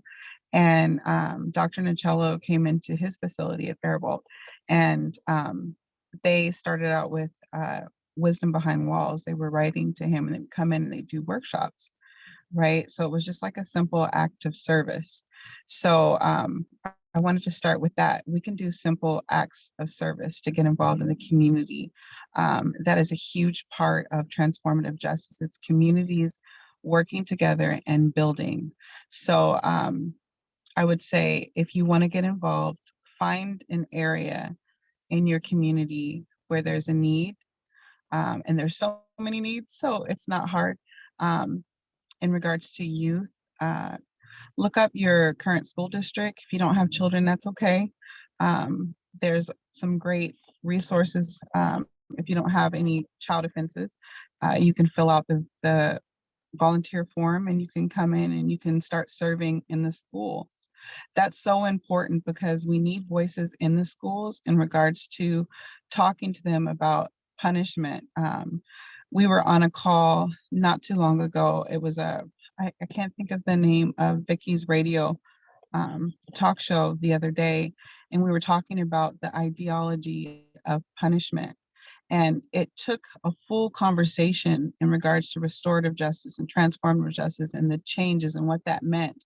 So being a voice in that room, so voices like ours, woke voices, serving and being a part in school systems is so important. So serving in your school system, whether it be in classrooms, whether it be in hopefully abolishing detention centers, so it shouldn't be in detention centers, but just finding your niche. Another thing that's huge for our communities and for transformative justice is serving in community garden areas. If there's not a community garden in your area, start one. The city is really open, and this is across the country. They're really open. There's a lot of money for it. If there's not a community garden in your area, you can start one. You can go to the city, any of the parks, and you can ask for plots of land, and you can encourage folks to come in and pick their plot of land, and start planting and start growing and start building that camaraderie, building sustainability, so folks don't have to rely on purchasing their food. So that's a way to get connected in the community, and also gets whatever your organization is. For us, it's Save the Kids. We like serving, we like giving to the community, to let people know that we're there for them, and to let them know that that's a huge part of who we are at Save the Kids, is serving in the community, being there for one another. So community gardening. Another thing is, for me, being the opposite of what people expect. Since I do a lot of advocacy for prisoners, I also like to work with victim advocacy groups. So folks who have had crimes committed against them, it's really helpful for them to have another voice working with them. So I work with victim advocacy groups, I provide supportive services, and I also provide a different voice for them to know, okay, yes, you may have been victimized, right? But everyone deserves a second chance. So let me love on you as someone that supports prisoners. Let me love on you through acts of service, through providing you resources so that you can understand that we need to be a full community supporting each other. So what else did I want to talk about? There was one other thing I wanted to talk about. Oh, sorry, I had written everything down, and then I had to run off for to pick up some things for a client, and I left my list of topics. But I remembered most of them, but this last one, the last one that I wanted to strongly encourage is partnering up with other like-minded groups. I say like-minded because it's important to support other initiatives so that we can collectively create change. So many times there's so much competition in nonprofits. People are competing for dollars. You know, with Save the Kids, we're grassroots.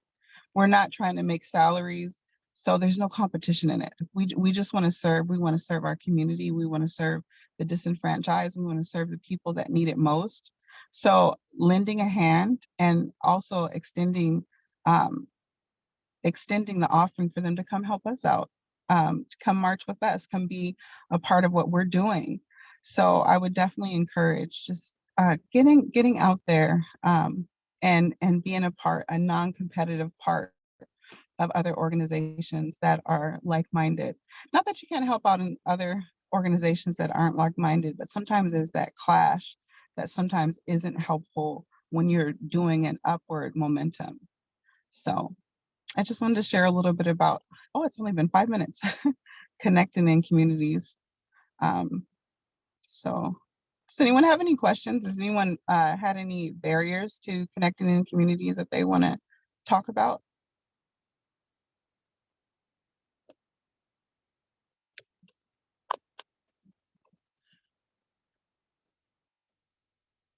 I talked to someone, in case no one has any questions, I'm going to go on to the next point. I talked to someone who was really excited about working with prisoners, but they were like, oh, I'm a little afraid, what if they have my personal address? I'm writing to them. What's going to happen? 15 years prior to Save the Kids have I been writing with inmates. I've never had an incident. I've never had an issue. You can use PO boxes. You can use college campuses. I've never had a situation. So don't let that be a barrier to connecting with folks that are incarcerated. Just wanted to share that piece. Also, say you do have a background with children, and you're not able to work with children, but you have a passion for creating change for them. You can work different ways for that. You know, maybe it's fundraising. Maybe you're fundraising through helping pull down grants to create resources for organizations that help with children. You can do that too. There's so many ways that we can get connected in the community. We can just push past barriers that would stop us. So.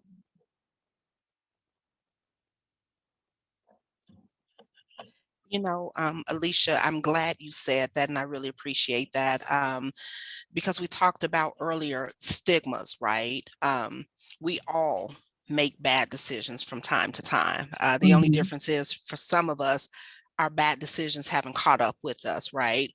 Mhm. But I think that is so important that in order to help those that are currently incarcerated who may be coming out, and those who were formerly incarcerated who are out to re-enter successfully, we have to shift our mind frame and our thinking, right? Mhm. Um, Absolutely.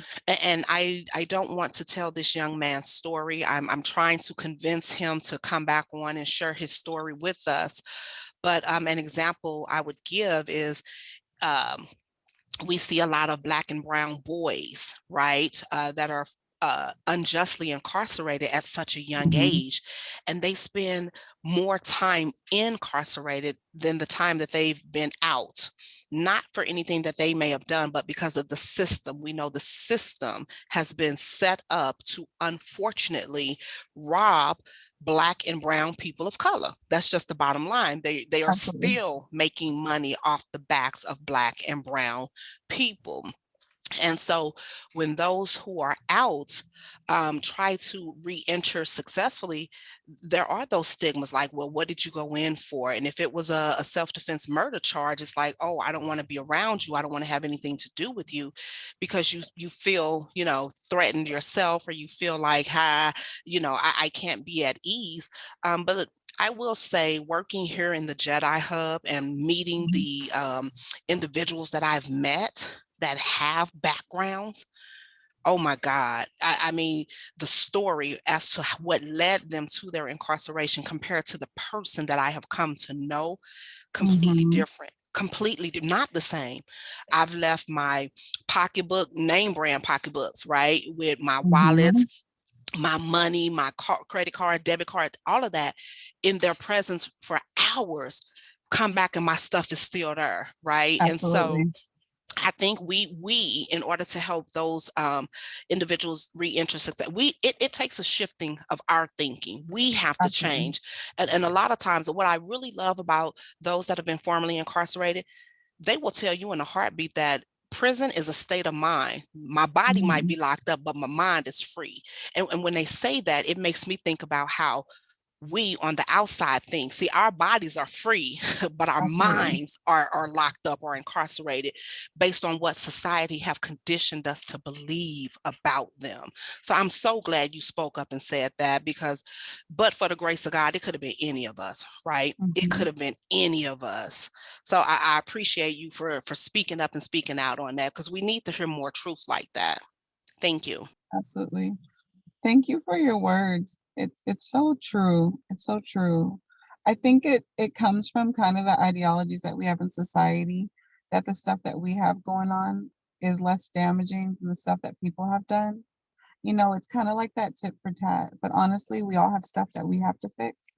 Some of us have been caught for it, some of us have not. And at the end of the day, it's not really about that. We do have to do a shift. We have to do a shift on our thinking. So I love that you shared that. Thank you so much.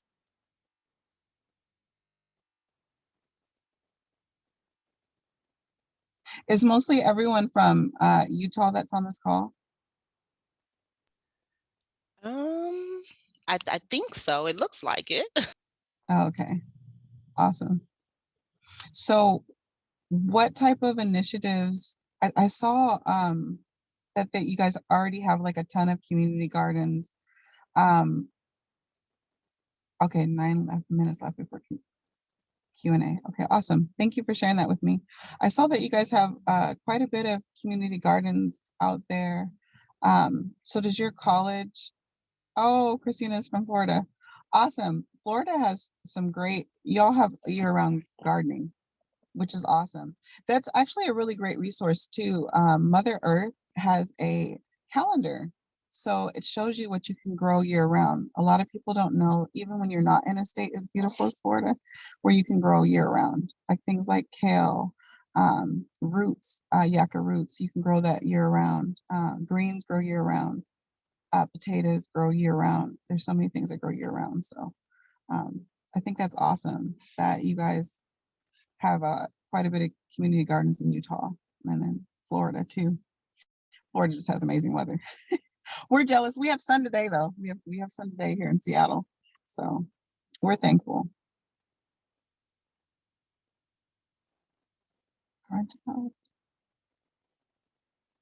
Oh, that's awesome. The support is so important. Writing to prisoners that are getting out, connecting them. That was one of the first things that we did. We started what we called Prisoners Union, and it's just where we connected families. You know, it was simple as just making a call to prisoners' loved ones and reaching out to their family and seeing how they're doing. You know, and they start sharing how their kids are doing in school, what barriers they're having, providing resources for those families. There's so much you can do in the community, honestly. You just got to find your passion. I think that's the biggest part. And I think it's the easiest way not to get burnout. And it's finding your passion. What do you like to do? Oh, his dad was killed and his mom was in prison. So Christina was sharing that she has been writing a prisoner in Illinois that's getting out in May. And yeah, that's such a process. That's awesome that you're supporting them.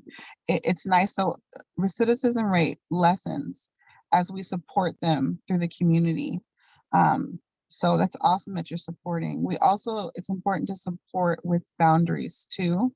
So it's great to get close, but it's also great to make sure that you have boundaries. So make sure that you're having those boundaries too. And those boundaries are your own to make. But make sure that you're having those boundaries too, because sometimes folks are so used to getting comfortable, especially when it's women or men that you're used to relying upon, whether it's a women's facility or a men's facility. It's good to make sure you're having boundaries too. I want to just share that. And boundaries are good for giving anyway. Make sure that you're giving to your capacity. You're not over giving, because that makes you super tired. I remember when I first started giving, being a part, like there were so many things. Oh, that's awesome. He's 31 and you're 56. Awesome. I remember there were so many things. I was like, oh, I'm interested. When you outgive what you're able to, you appear to be flaky. So make sure that whatever you pick to serve in, it's something that's in your capacity. Otherwise, honestly, you end up looking really flaky and you end up letting whoever you're giving to, whatever organization, whatever community, you end up letting them down. So it's better to only bite off what you can chew.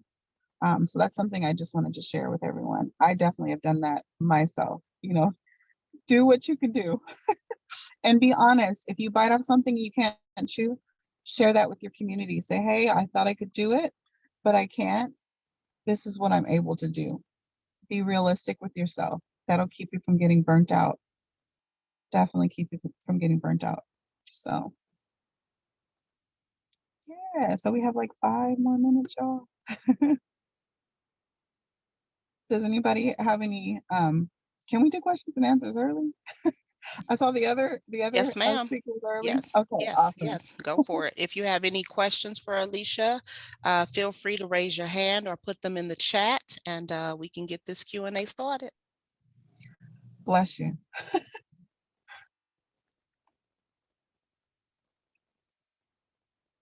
I think this is powerful too. Just having this platform where we're all just chatting and communing together. I think it's powerful, you know, getting an opportunity to just share what we're doing, share with one another. It's inspiring. I loved hearing the speakers before.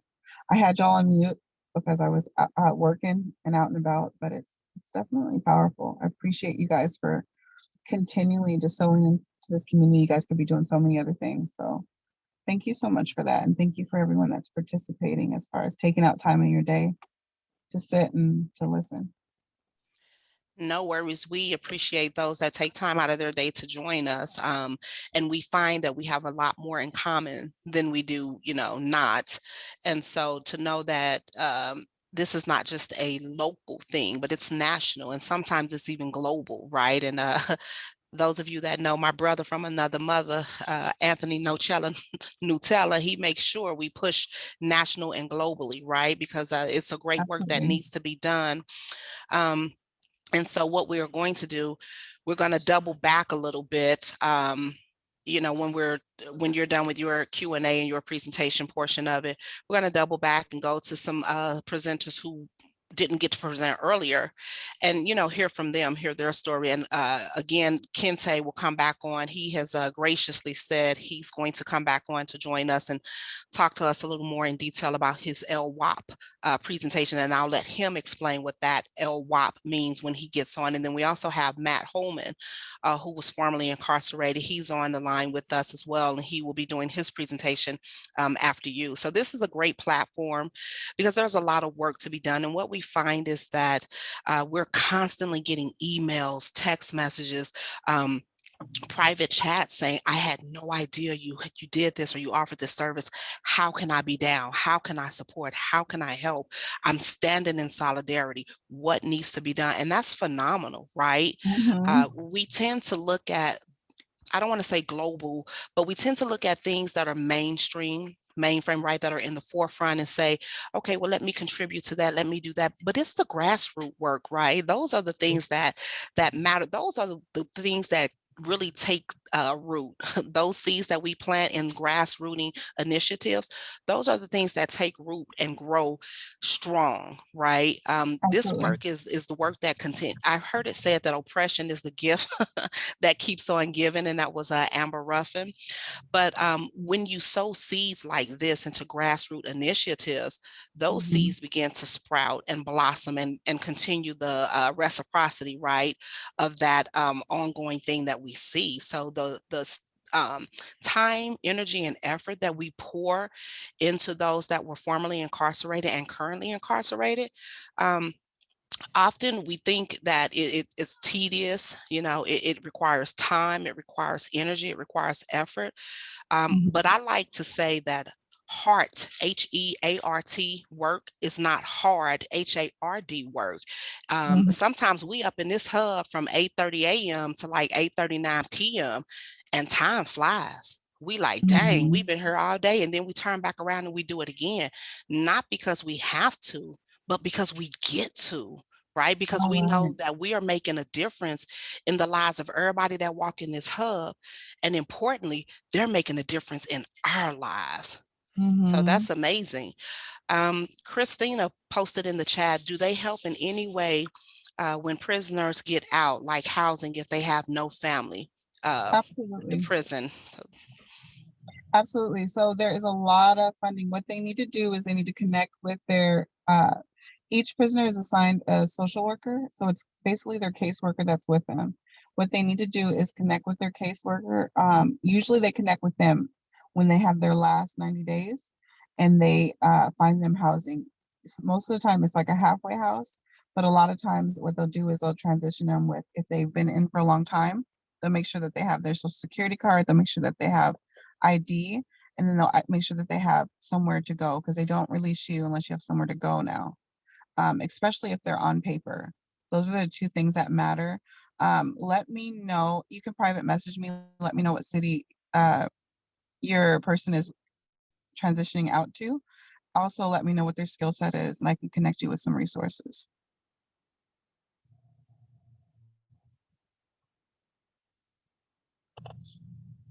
I hope that helps. But yeah, the caseworker does it too. But I'd love to see what they're doing and also provide you some additional ones.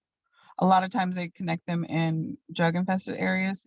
That's like a thing that they do. But there's a lot of resources. He or she can probably do both. At 17. Oh, okay. Yeah, definitely email me. I'd love to support you. Awesome. Well, if there's not any other questions, I'd love to circle back to those other folks because I don't have anything additionally to say. If anyone needs any support in regards to ideas and connecting in the community, feel free to reach out to us at savethekidsgroup.org.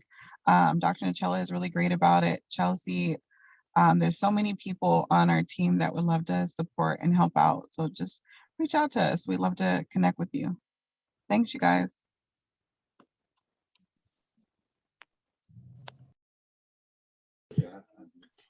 Thank you, Alicia, for sharing your presentation with us.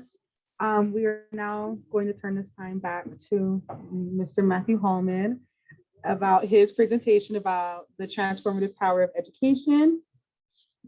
Matthew Hallman was formerly incarcerated and is currently the marketing director at K-Pilot.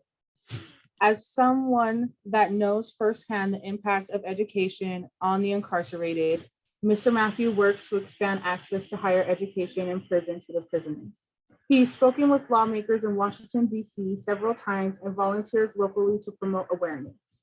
He works for a tech startup trying to show the world that a criminal past does not define him or anyone. So now I would like to turn the time over to Mr. Matthew. Thank you. I just want to make sure that you guys can hear me okay before I get 5 minutes in. Yes, you're Okay, good, Matt. great. Okay, great. Thank you. Yeah, so as that introduction, I'm just still chuckling a little bit being called Mr. Matthew. Don't normally get too formal. Yeah, so really, I was incarcerated at the age of 22 for 15 years in the Utah State Prison. I came from a fairly decent family, so my story isn't necessarily typical in the sense that I didn't have a lot of opportunity because I did growing up, unlike a lot of the people that I know from being incarcerated and my good friends. But a lot of the stuff that, as they mentioned, that I've been dealing with the last 2 years, a big initiative was to get the ban on Pell Grant funding for incarcerated lifted. And I had the great honor to be involved in kind of making the case to lawmakers in Washington, D.C. several times and about the importance of that. And so it's something that's very dear to me. If anything, it's actually really a part of my story. I'm not sure what I would have done with that time if I didn't have college when I was in there early on. I think, you know, with what Save the Kids and Salt Lake Community College are doing is really important. A lot of the people here can understand, I think, how important college is, right? Because a lot of you are either in it or recently in it. And so if you want to take a moment and think about what college has done for like opening your mind and creating awareness, I think is really important. And I think most people can identify with that no matter who you are, where you're from, when you went to college, it was an experience where you learned about things you didn't know about before, new places, new peoples, new cultures, new ways of thinking.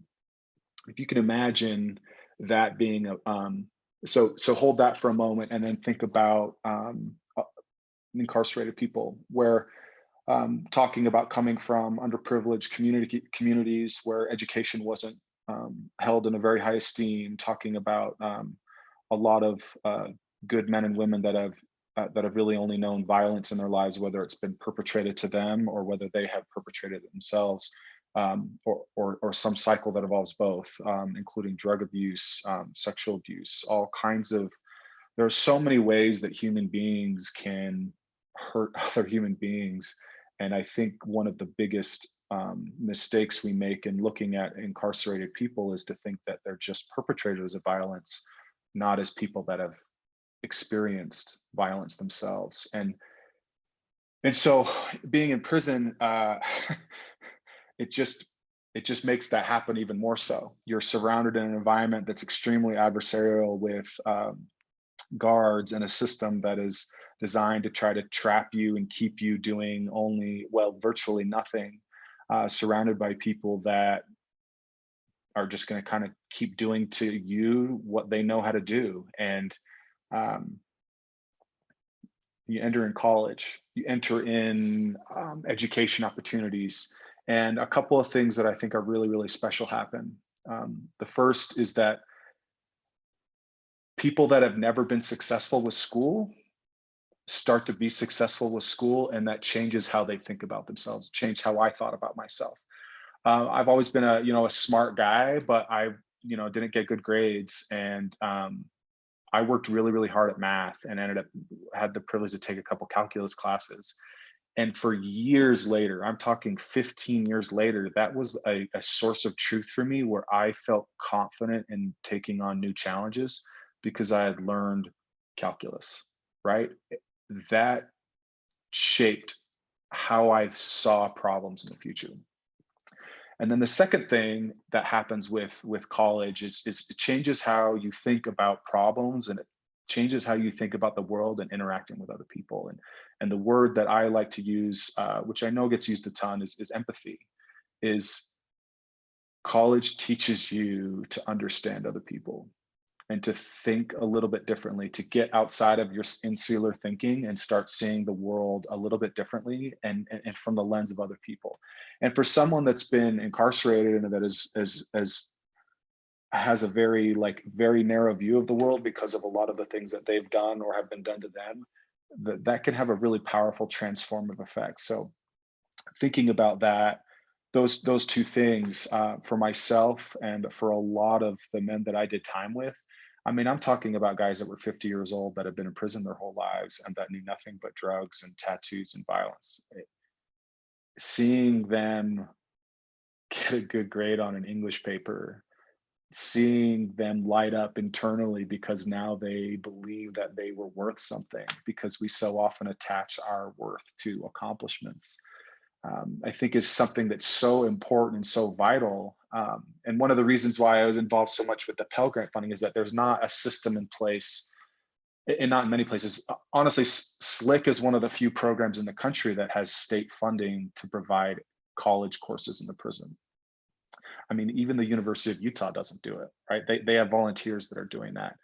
There's a few other states that do that, and I see that as important, but most states don't have the money or don't want to invest the money in that because they don't see it as a return or as something that they want to spend time doing. So enter the federal government, who through Pell Grant funding can make college available by providing some of that tuition support to individuals. So I personally believe, and I'm talking about the problem in a very, very narrow focus, like not talking about like there's drug programs and reentry programs and so many things that need to happen to change the landscape of our criminal justice system. But I think one of the ways to short circuit that journey is to make higher education available. So whether you're talking about you want to do a trade or you want to go on to be a philosopher or a social worker, I have a friend who started taking classes and he's out now, and he wants to be an astrophysicist.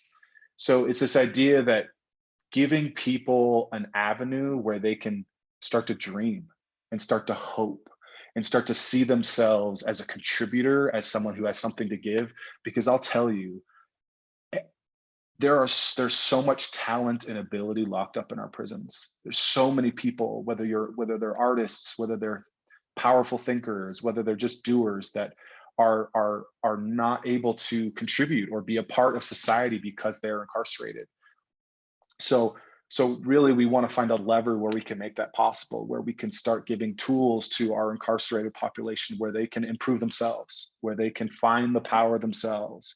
And so that when they get out, they don't think, oh, I can only get a job at Jiffy Lube because Jiffy Lube hires felons. It's like, no, you can go be a social worker, or you can go fight to be a teacher. You can go do whatever you want to do, just like anybody else can, because a felony shouldn't define you. And anyway, so that's something that's really near and dear and important to me. And as I mentioned in the introduction, I'm working in the tech field. I was really blessed to have the opportunity to join a founder in building a company that sees my story as being something that's just somebody who's hungry, somebody that, I'll tell you this really quickly. I was interviewing with him to join his company, and people that join startups are very much entrepreneur is the term. And he said to me, like, you're 40 years old. Why are you turning to entrepreneurship now? And I said, well, I was in prison for 15 years. I'm just getting started. And that he just looked at me like, oh, wow.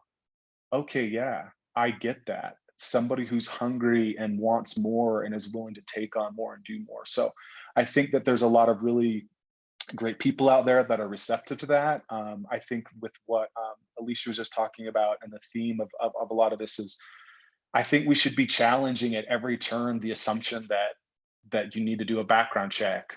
Like, why? What are you worried about? That you need to, you can't hire this person or talk to this person.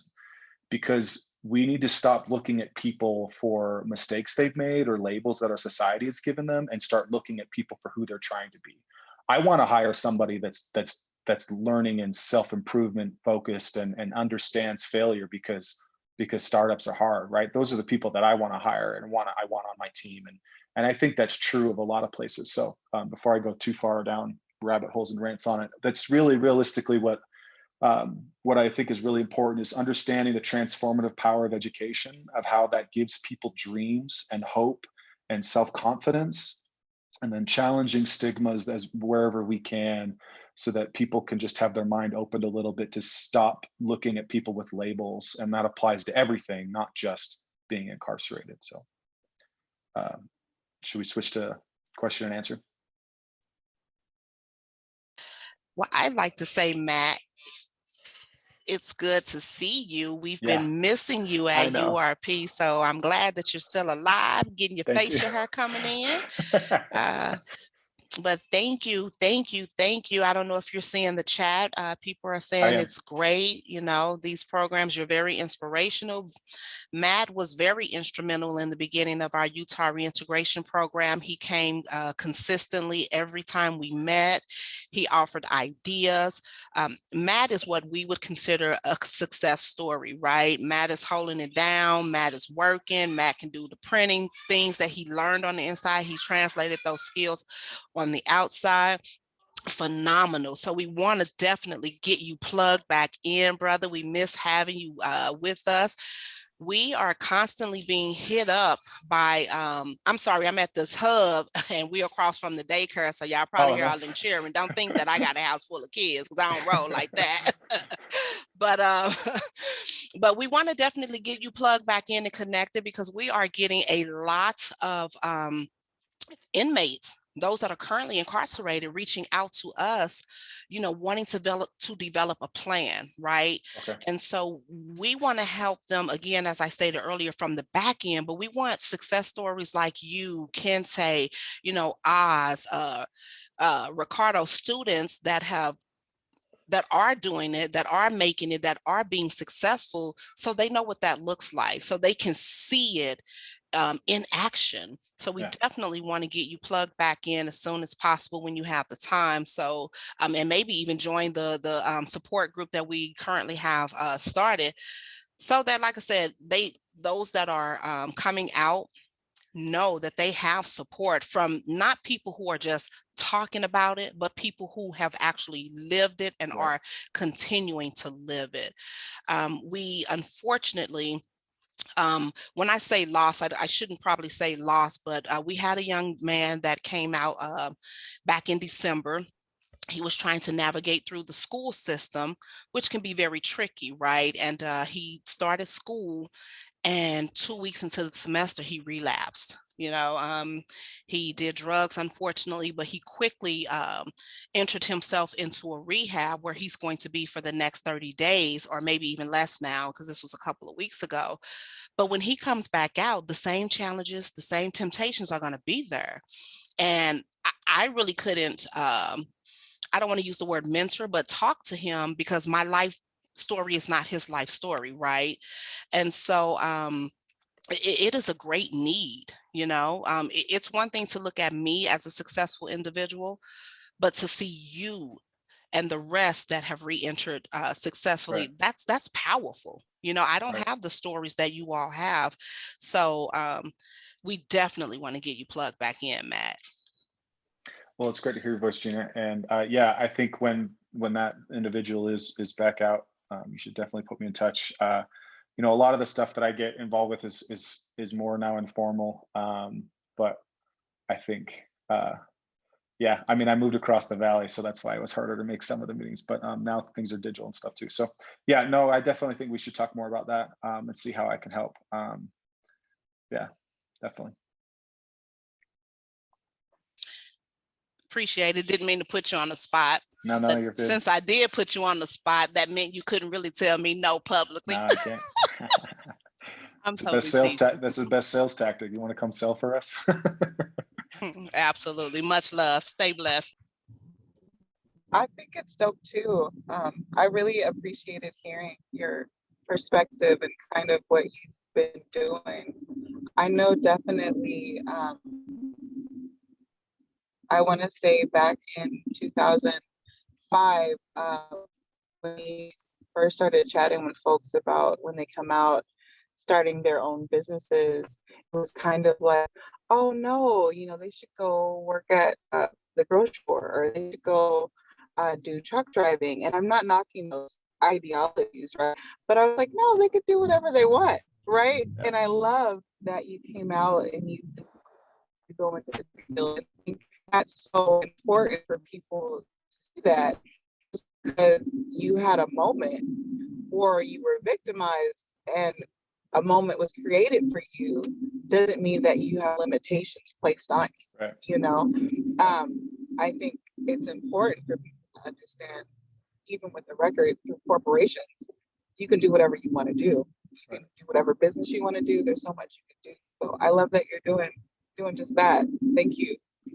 Yeah, I mean, really, when you talk, like you talked a bit about mindset too, right? And about how people, I definitely subscribe to the idea that, like, the idea of being free comes from within. So while I was incarcerated, I tried to make choices about the life I would want to have if I wasn't in prison. And while those aren't the same things, that set me up for success, because then I was able to then do that after I got out. I kept building the life that I wanted. And if we think about, if I go around thinking about all the things that I can't do, right, that's a really negative life. And that's very quickly back into drugs or other behavior that, I call them, poor coping skills, negative coping skills. I think about the things that I want to do. And then here's the other thing that's, I think, is really, really important for anybody who's helping anyone who's dealing with any of these struggles, is the thing that helped me a lot was when my sister explained to me that finding a job is hard, period. Right? I went in when I was a kid. I don't really know what the job market was like. I thought I wasn't getting jobs just because I was a felon. No, it's hard to get a job, period. Right? Like, it's hard to find a good place to live, period. Yes, there are restrictions. Yes, there are more hurdles, but understanding that building a career, like, it's not just about, oh, people aren't going to talk to me because I'm a felon. It's no, how do you talk to people in an interview? How do you present yourself, whether you're incarcerated or not? How do I sell myself to a potential employer? How do I sell my business, or how do people come up with ideas? So if we can, yes, we all should be conscientious of hurdles, because we need to overcome those hurdles. But at the same time, understanding that there's a struggle for everyone. Everyone is struggling. Everyone is trying to make it. Everyone's trying to figure it out. And so if I can have a little bit more empathy for what other people are doing, then it makes me feel more like comfortable and confident in doing the things that I want to do, because I can do those too. So yeah, it's really about a positive mindset and finding that opportunity. And what's so fascinating to me is I spent a lot of time in entrepreneurship and startups and that kind of like networking. And it's all about taking chances and risks and putting your dream down on paper and taking that first step. And really, that's the kind of same thing you need to say to somebody who's coming from a place of adversity. It's like, you don't need to have it all figured out. Go work the Jiffy Lube job, but start working on your dream. You want to be an artist? Well, start drawing. Start taking some night classes at Slick. Go do some other things. Start working on that. Invest in that, because that's how everybody has to do it. Very few people just get whatever they want right away. Most people have to work and grind for it. And so understanding that is one of the things that's helped me be successful. Yeah, that's awesome. Absolutely. I think every small business that I've ever met with, from the mid-sized multi-million-dollar ones to the ones that are making 200-300 plus, they've always said that, you have to, it's your vision board, it's your vision strategy. Right. That comes from within at a personal level. And it and it kind of reverberates out. So I think that's something we all can take from it. So that's awesome. Thank you for sharing. I'm gonna stop You're talking. welcome. We appreciate you. Thank you.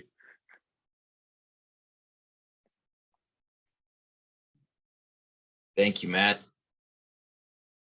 You know, this is the first time, you know, I heard from you, but I really liked, you know, your reintegration process, the story, how education is fundamental in also the grind, you know. I think that's really remarkable. Thank you for sharing that with us.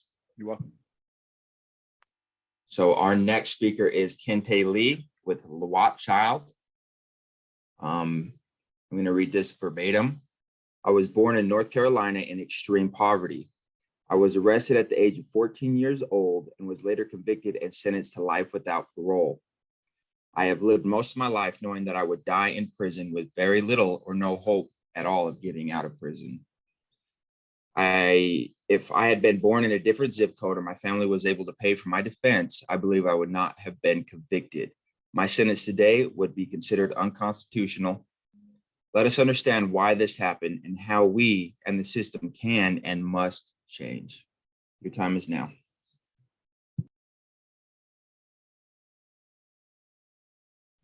Thank you so much, Brock. And again, so LWOP. LWOP stands for Life Without Parole. It's an acronym that is used in the talks of extreme punishment. And so when I say LWOP child, that's giving you, it's exactly what it sounds like. It's a child who is faced with dying in prison. So I'm going to give you my story. I'm going to stick to, you know, what led up to this, but briefly, life without parole is a sentence that is exactly what it sounds like. You will remain in prison until you die. We have a lot of false ideas about it. Like you'll get out in 20 years, or you'll start getting paroled in 20 years, or you'll start, those are false ideas. So if you haven't lived the experience, if you haven't been there, regardless of what the courts are saying and what vernacular legalese they use, you have to understand that at 20 years in prison, I sat across from somebody who had been in prison from the age of 16 and he was like 76 years old. And he still did not have a way to be able to get out of prison or to figure out when he was going to be released. So it means that you're going to die in prison. And when you attribute that to a child, that's a hard concept, because if you've only lived, say 14, 16, or 17 years, you have no idea what a lifetime is. You only have a very limited experience. But I was born in 1984 in Charlotte, North Carolina. It was a terrible time. The crack epidemic had really, really hit. And it was in very impoverished neighborhoods, to which I was born in. I was born in conditions that today, because of those conditions, they've created more systems and more things to say that, you know, we don't want for this to happen again. There are a lot of social workers. There are a lot of people paying attention to children and how they're treated. And they were when I was young, but they just didn't come to our neighborhood. It was kind of hard to get in there. I was born in 1984 on Boone Street in Charlotte, North Carolina, which is the bottom. So you go directly down a whole hill. And when you get to the bottom of that hill, you have the worst absolute apartments that you could possibly live in. That's barely livable. And I was born there to my mother and my father. My mother and my father, they struggled to find work. They struggled with their mental health. They were in a constant state of crisis. for most of their lives. So naturally, they could not provide the right tools for me to be able to navigate this, because nobody can navigate it, right? And so I was raised in an environment that was hostile, that was very, very violent. So to go outside and play as a child, I had to fight. To be accepted by the neighborhood, I had to be tough. And to try to, be sociable, there were these violent occasions that solidified you as being someone who could be accepted in us. I never accepted that. So naturally, I never really had a whole lot of friends. But I was raised in this constant swirl of violence, of addiction, of neglect. And so by the time I'm getting older and I'm realizing that something isn't quite right with the way that we're living and the way that other people live, there's a difference. I'm finding that, hey, I want to branch out. I don't want to live like this. I want to do other things. The only options ready and available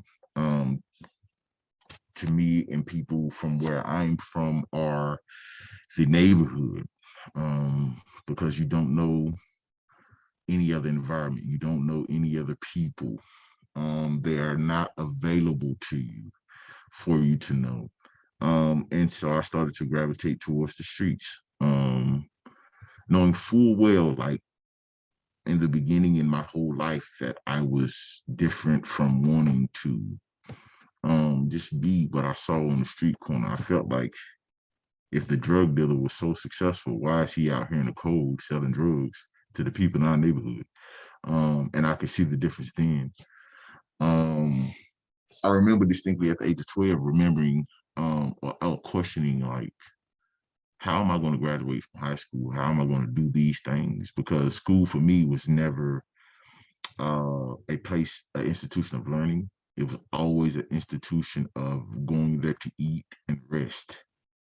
And then when I got home, that was the place where I would have to work to make it back to school, to survive and to make sure that things, we were paying attention to the environment around us that was extremely hostile.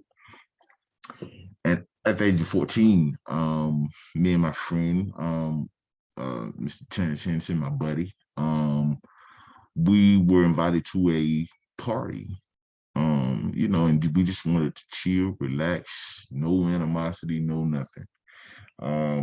We were invited to a New Year's Eve party, and in the party, in this scenario, we were confronted with someone who obviously wanted to sexually assault us, obviously wanted to force us into sexual acts. And we were children at the time, and we did not understand this. We never knew, we were never in this situation, so we couldn't navigate it. In this occasion, when we sought to defend ourselves and to get ourselves to a place of safety, we were labeled as being criminals. We were labeled as being, they started to put charges on us. And those charges amounted to first-degree murder and armed robbery with a dangerous weapon. And they later tacked on some other charges that had, it was only in line with the narrative of that time of children predators, of super predators, of criminals one day being even worse than the worst criminals that we have now in society, which was never, it was never founded on science. Like, this was just, a idea that somebody had started to talk about, and it just caught momentum. Because of that momentum, and because of the war on drugs, and because of the scrutiny in the impoverished neighborhoods, I was sentenced according to that. And the reason why I use LWOP child as an acronym for when I meet myself is because that has been attributed to the experience that I have lived. But that is not attributed to the person that I am. So as I heard before Matt say, when I was in prison, even when the opportunity was not there for me to be free. So there was a time when my conviction was confirmed by the U.S. Supreme Court, stating that this was a valid sentence under the current sentencing laws and that due process had taken place, which meant that I would spend the rest of my life in prison, that I would die there. So life without parole, under the sentence structure that I was sentenced under, and under the scheme that I went through the judicial system, it had a number attached to it. So life without parole is the actual sentence. It is the numerical value that you would add to someone's sentence. So other people had sentences of 6 to 8 years. My sentence was life without parole. And to further explain it, they would also, so that the computer could understand what the sentence meant, because this was one of the only sentences that had words, that had letters and a sentence to explain it. They would put a number in the computer. It was 9999998. So that was the amount of years. So this was also another sentence that was not in months, because you usually get sentences in months in North Carolina. This sentence was in a number of years. It was like 1,000,000 years. And that was like a real thing. It's not. So anytime we would check my release date, which I would do from time to time just for fun, just so that my case manager could have to go through and look at the computer and try to figure out, and then, you know, they would try to figure out ways to tell me what I already knew. It was in these times when I realized that, okay, I'm going to die in prison. This is not going to change for me. And I want now for the quality of my life and the person that I'm going to be to reflect my values, to reflect my principles. So these were the times when I separated myself from the general population and the people I was surrounded by, and I committed to learning to read. I had to teach myself to read when I was incarcerated. When they read me my rights, when they interviewed me, when we went through this whole judicial process, they would hand me papers and say, okay, sign this, do you understand this, without me being able to read, without me being able to articulate or even comprehend what was happening. And it was after that process of being interviewed, of talking about, you know, trying to explain to them that I was defending myself and having no knowledge of the legal system, only knowing that innately that, you know, as a human being, I have a right to live. So I taught myself to read. I did achieve my GED. And from the time I started to read into the time I achieved my GED, I was able to, and I'm proud of, being able to graduate with my graduating class of 2001. And from that point, that was the limit in education that I could receive. I could not, because of my sentence was what it was. No college credits goes beyond maybe about 7 years of accreditation. And because of that, they did not see the point in investing in my education because I would never be able to use it. They would never put money into something that was just never going to work. I would never go into a career. I would never be a professional.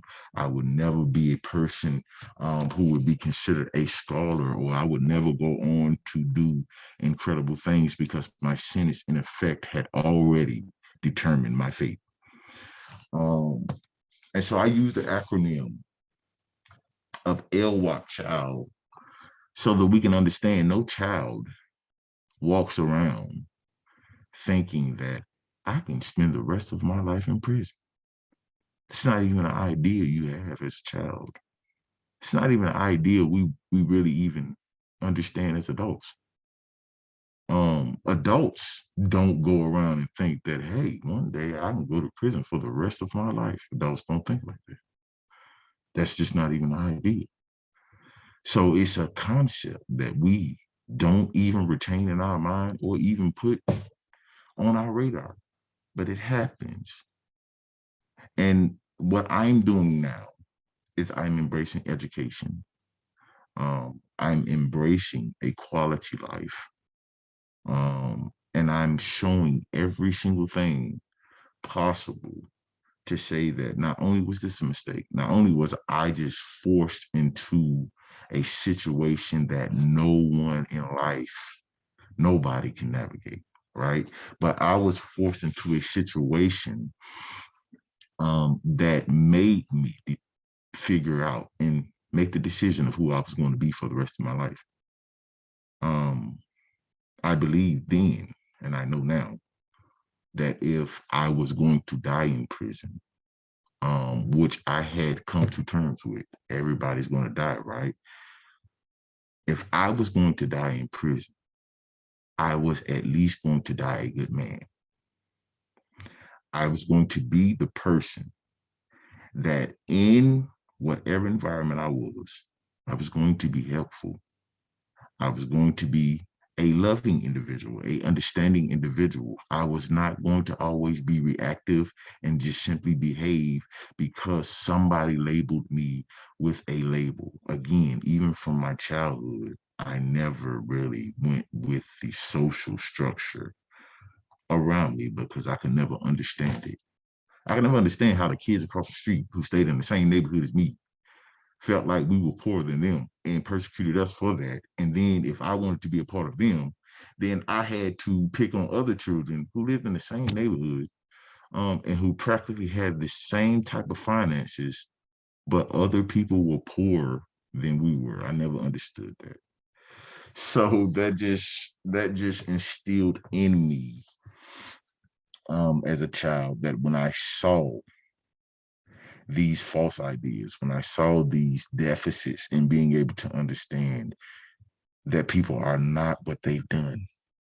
So nobody is ever the one situation where they reacted negatively or they have had that one moment where they have come undone. Nobody should ever be considered that way for the remainder of their life. I believe that people are much more than they do.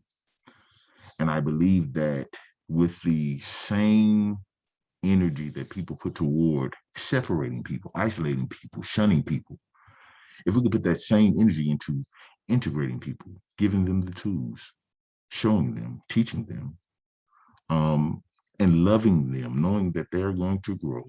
There are going to be instances where there's frustration, but loving them enough to stand in there with them and see the value that they have not realized as of yet, we're able to have a tremendous effect.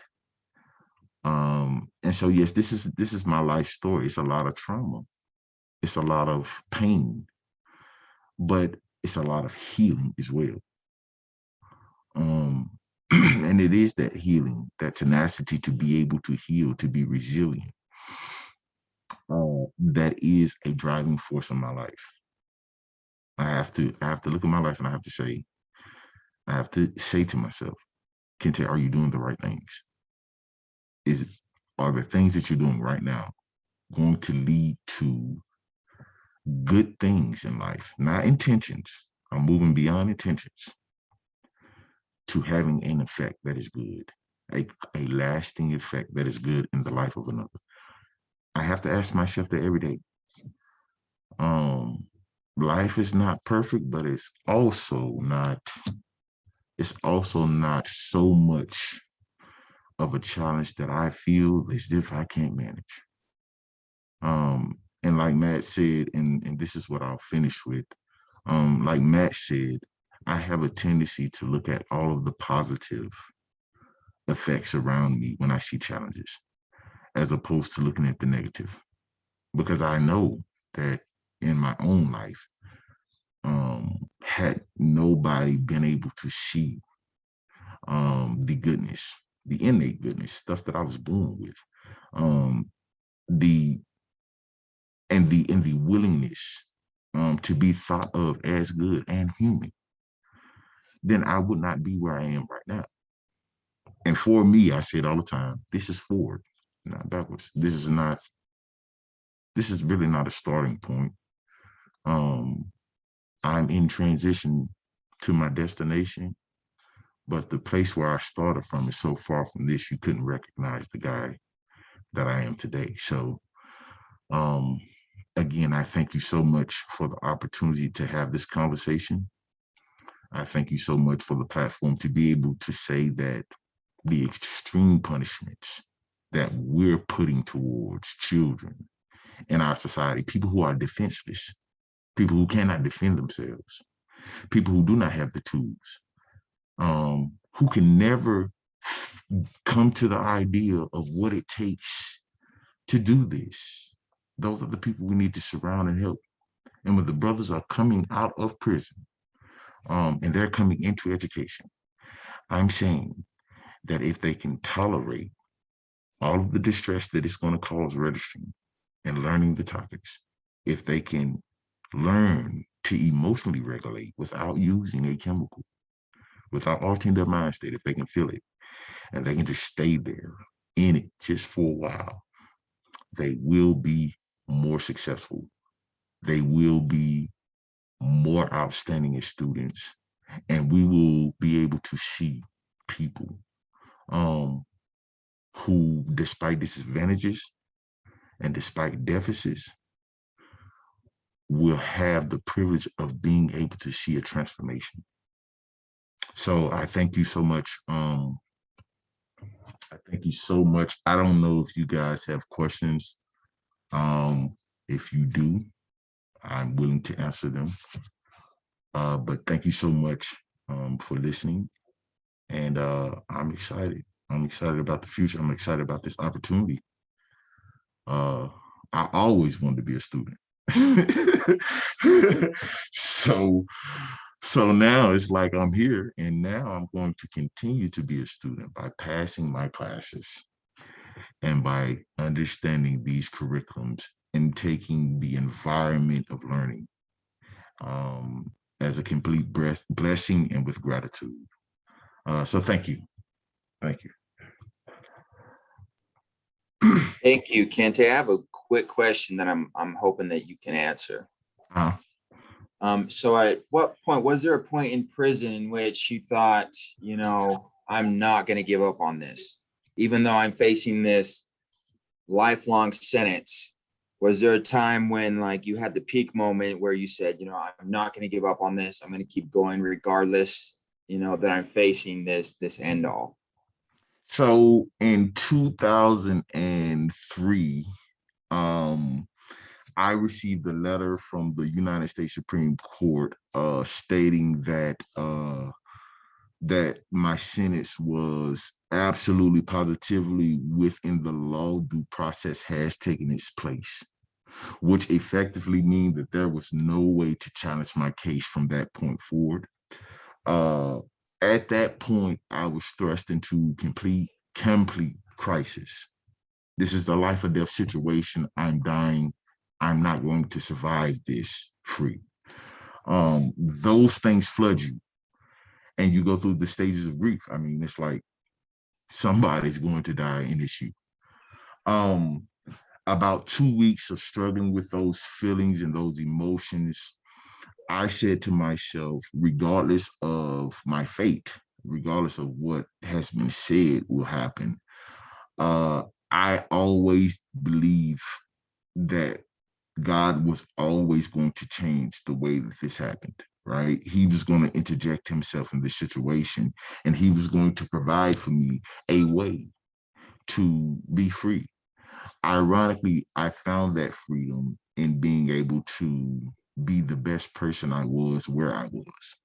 So freedom was not proximity, or freedom was not being somewhere else or out here and doing things. Freedom was embracing my environment, being the best I can in that environment, and being, you know, the absolute reaching the potential, reaching the very best potential that I could.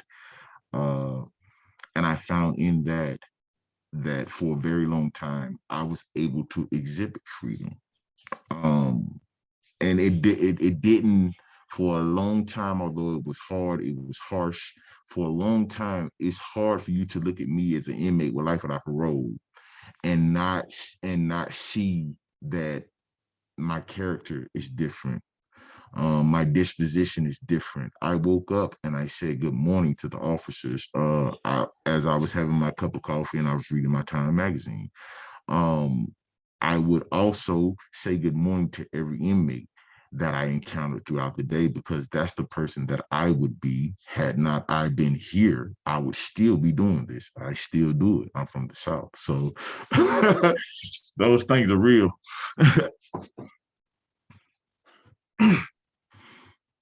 So I don't know.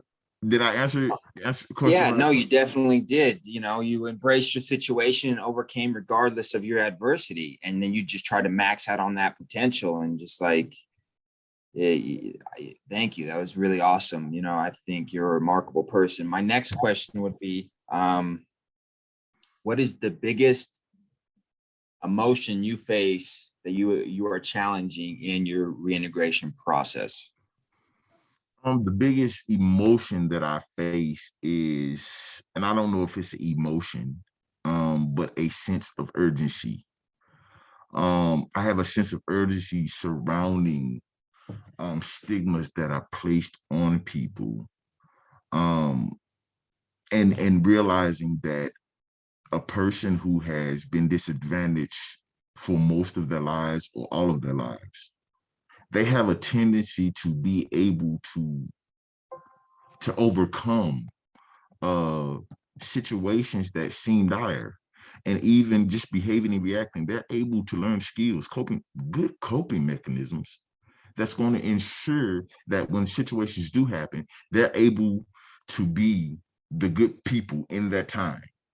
I know that they're able to do that because they've been in those situations for a long time. If we can, it's the emotion that I feel.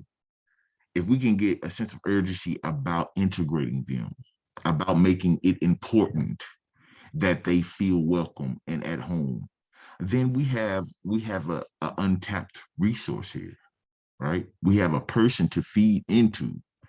We have a person to surround and watch grow. And it's just a privilege to be on the sideline and see someone go from one stage to the next, knowing that you have contributed to that. So all we can aspire to do in life is to be help and to be the go-between when people need us. All we can do is contribute to others. That's all we can do. We can't take any money with us. We can't do anything more significant than leave the world better than when we came. And so we're privileged to be able to see this. I just want to change the expectations, not only for the people who are doing this work, but also for the brothers who are coming here, because, I'm going to remove these excuses, right? So before you start to tell me your excuses and you start to hand me a list of I can'ts and all of this stuff, I'm going to go through and I'm going to do it. And I'm going to figure out a way for it to be done. And then we're going to know if they're going to be successful or not, because it sounds good. We all have a dream. We all want to do something. But a dream is just a dream to somebody who sleep until you wake up and you start doing what that dream requires. And that's a whole bunch of work. So that's a whole bunch of work and a whole less lot sleep. So yeah, I want to be the liaison between both. So I want these brothers to come into a place where they're hospitable, they can grow. And I also am going to understand that you're not going to be able to slide out of responsibility with an excuse. You're going to have to work every single day. So yeah, that's where I am, man. That's solid stuff. And, I'd like to add that, I was very blessed and privileged to have the experience here a few weeks ago with you and, face adversity together on the spot and just be adaptable. It was really rewarding. And through my own reintegration process, at times it feels a little isolating because of the past that we have, and in the environment that we're in, it's isolating, But when I came into contact with you and we were able to overcome that adversity, it really touched on my experience here at SLIC. And so I'm grateful to be a fellow student of yours and a colleague and a friend. So thank you for your presentation, man. And you know where I'm at always. So thank you. I know you at, man. I know you at, man. This is a privilege as well, Brock, man. Thank you for doing what you do. Yes. That gives me life and energy. We'll keep doing it. Amen, brother. All right. So I'm going to turn the time over to Janae. Thank you again, Kente.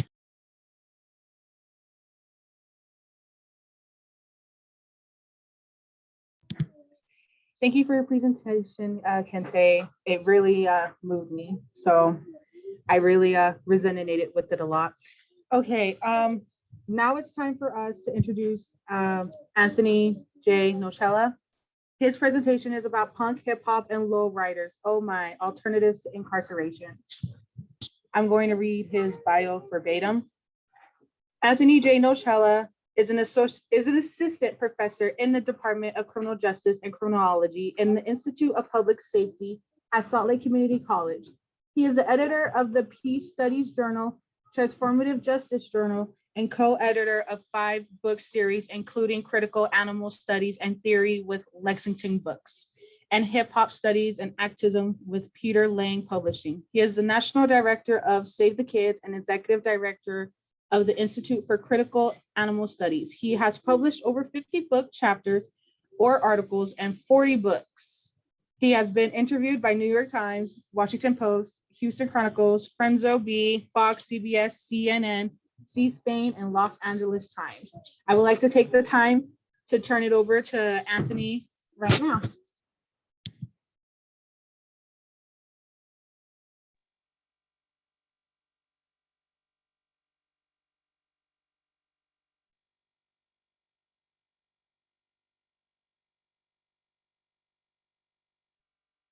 Anthony Nocella, we cannot hear you, love.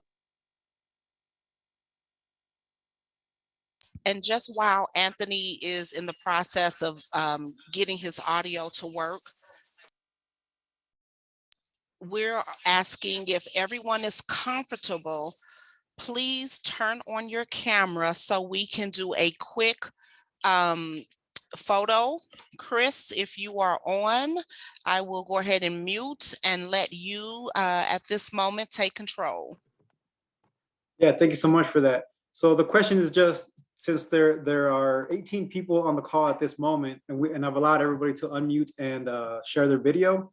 And what I want to do, if you're comfortable with it, is just take a screenshot of all the participants here so we can kind of just wave and say hello really quick, so we can post that on our website as well to say, here we all are, check us out. So if you're comfortable with it, and if not, you're welcome to leave your video off. And then in just a minute, Anthony will jump on and wrap us up with his presentation. So if that's cool, there we go. Look at all those beautiful people here. All right, so I'll give a couple more seconds for people to join us. Some folks don't have a camera. Sorry about that. Don't mean to exclude you that way. Give it another couple of seconds. People are still coming on. There we go. Brock would like a second to turn his camera on. We'll give him another second or so here. What's up, Mike? It's good to see you.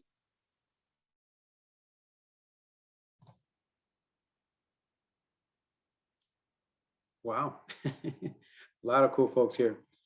All right, we'll do this. I'm gonna give everybody a count of 3, and you're welcome to do. You can stand in place. You can wave. You can. I mean, whatever it is you wanna do here. But I'll give it a count of 3, and I'll take one photo, and then a few more seconds I'll take another photo just to make sure that everybody's cool and we don't all look funny or something. Although I probably will anyway. But whatever. But cool. So if you're ready, I'll do it on 1, 2, 3.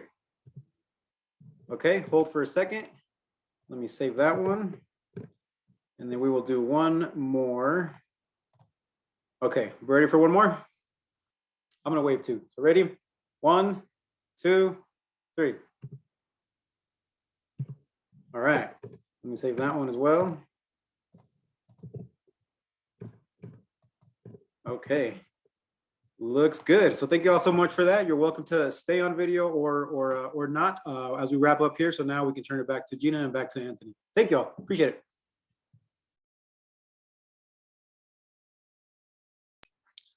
Anthony, if you're ready, unmute and speak.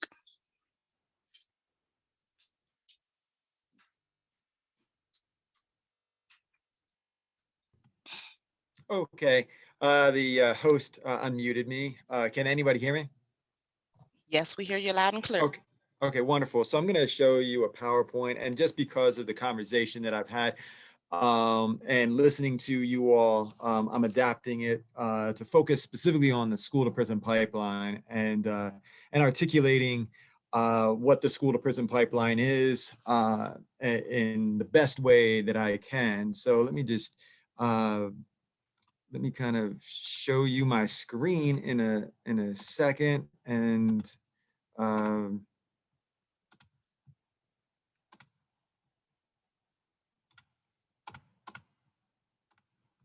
okay, here we are sharing my screen, and here we go. All right. Okay. All right, so let me just take you there. Okay, hopefully everyone can see it. And I'm just gonna minimize the little pictures in the middle. So for me, Save the Kids, which was identified, named in 2009 by 4 Black youth incarcerated in Hillbrook Juvenile Detention Center, Ali, Jahari, Ahmad, and Jason. And they're growing up now, mid-20s. So they wanted to kind of make sure there was an organization that was out there, because many organizations say that they want to work with, which I'm very against this particular term, but they say that they're against, they are for working with youth at risk, which is a term that's highly problematic, right? Like, no youth is at risk. Only thing they're at risk at is learning and being youth, right?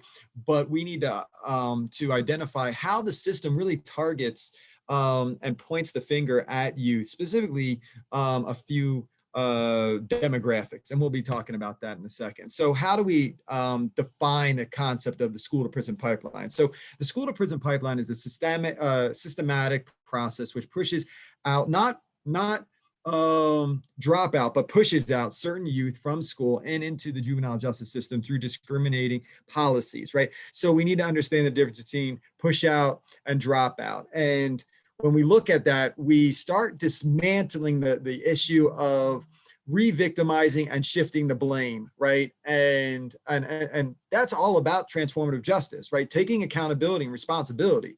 Even when you're taking up space, you speak too much, you're wrong, et cetera, right? So I think we need to get out of the idea of saving face and this win-lose situation where we sometimes we win when we lose, and sometimes we lose when we win, right? So we have to get out of the idea of wanting to always win, which is a very punitive framework that we exist in. And we do that to our parents, we do it to ourselves, we do it to our partners, we do it to our friends, we do it to our colleagues. If they mess up, they get fired. If they If a student, doesn't do good on a test, they fail. We live in a punitive justice system, and that system has trickled into all parts of our lives without even knowing it, right? So we begin with two brilliant intellectuals, Tupac and Biggie. Tupac with Dear Mama, hugging on my mama from a jail cell. And you think elementary, hey, I see the penitentiary one day and run from the police. That's right.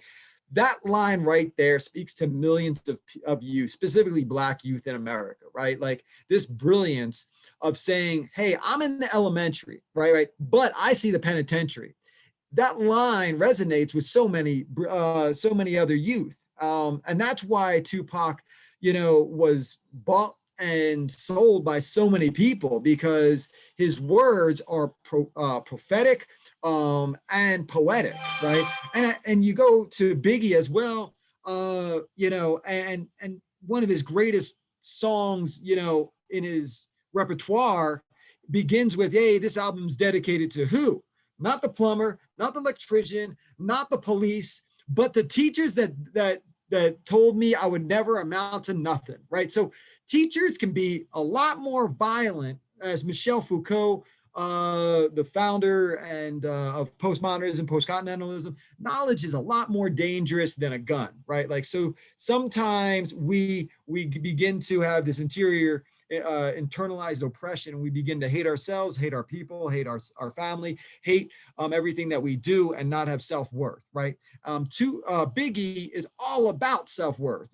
Tupac is all about self-worth. Hip hop is all about self-worth. It's about being boisterous. It's about a young Black youth going into an urban community and saying, I am somebody. It's the beginning of Boys in the Hood, right? And they're talking about Thanksgiving, and he's like, man, Thanksgiving, this is racism, right? And the white teacher from the suburbs got up and said, if you want to teach, you can teach. And he began teaching and articulating where all people came from, and people pushed back on that, right? And that's why we have an overrepresentation of Black youth that are in special ed classes. First, they get an IEP, right? So why are they overrepresentation? Because it's the white teacher that fails, or it's the Black student that has a disability. Which one's going to be? If that person's in power, they're going to say, I'm a perfect teacher. I'm going to blame the student for speaking out. And in Chicago, a lot of teachers are now critically examining this idea of behavioral disabilities, right? Like that they're putting on to Black youth, the behavioral disability, right? So there's nothing wrong with them. They're just speaking out against racism or somebody that believes that they know it all, right? So here are the four groups that I was kind of articulating and explaining and kind of noting to at the beginning of this presentation. Youth of color, largest population of people that are incarcerated. LGBTQIA plus is the largest percentage per capita of people that are incarcerated. Youth with disabilities. So that is the only group that is legally segregated in public schools. So when we say we ended segregation, yeah, we ended segregation through race, but what they did was they created the new eugenics, right? Which is a chapter in a book that I co-edited, calling it the new eugenics, right? And the new eugenics is saying that what we're going to do is we're going to identify a new segregation based on disability IEPs, right? But by coincidence, which is not a coincidence whatsoever, is that now we have an overrepresentation of students of color that are in special ed, 1st to 12th grade. And so we see this is being perpetuated, right? Economically disadvantaged, largest cause of the school to prison pipeline, right? So let's just keep on rolling through. The process of social change, just to let you know, people say, how does social change occur? So I did this, somebody being unaware. And so we need to reach out to people that are unaware, or ignorant about something. I'm sometimes ignorant about things. And I don't take that term as a stigma. I take it just as what the definition of the word means, right? Like, and so just not knowing. And I do, like, Socrates said, a wise person knows they know nothing, right? And I think we need to begin to kind of share knowledge, right? And meet people where they are. That's what hip hop's all about, meeting people where they are. So willfully ignoring, then now you know the information, but you're trying to, ignore the reality of oppression, or sometimes people now get to know the awareness of how chocolate is produced by young Black youth in Africa, or blood diamonds. And they say, oh, I'll still get a diamond, but but I got my diamond, from my grandparents. So I'm out of the clear, right? So I think we kind of willfully ignore social problems and forms of oppression, right? And then we resist change. Like, oh man, I don't want to do this. Now we're, why are we wearing, recycled rings? That's not the same as a diamond ring, right? And then we foster stigmatization of that other group, right? Like that they're hippies, or they're weird, or they're too passionate, or they're too emotional, they're not stable, anything, they're crazy, they're idiots, more, all the ableist words as well, to demonize their intellect, right? We repress them, incarcerate them, assassinate them, Martin Luther King, Malcolm X, Fred Hampton, Mark Clark, tension of change. So there's that tension. And then finally, society starts changing, and then massive, I change, you change, we all change, right? What is the cause of students being pushed out? So here's kind of an image that I kind of show everybody.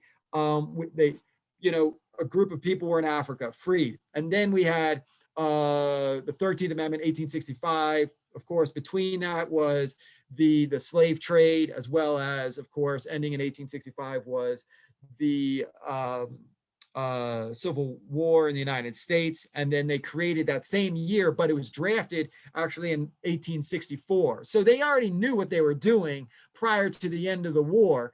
The North was no better than the South, but they just wanted to figure out a way.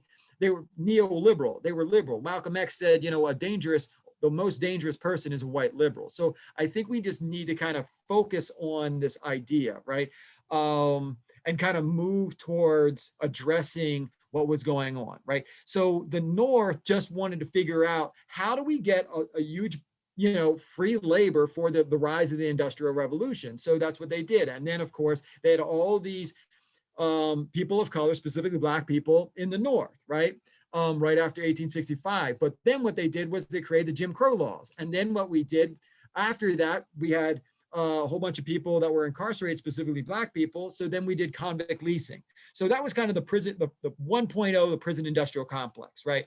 And then we, of course, said eugenics and the 3/5 vote, idea, Jim Crow laws, of course. And then we started murdering people in the 1960s and 70s. And then we started looking the other way when crack cocaine and cocaine and weapons were introduced to economically disadvantaged communities, while, of course, Nancy Reagan and Ronald Reagan were, fostering the war on drugs, right? Which was just fostering more weapons and police targeting specifically people of color, right?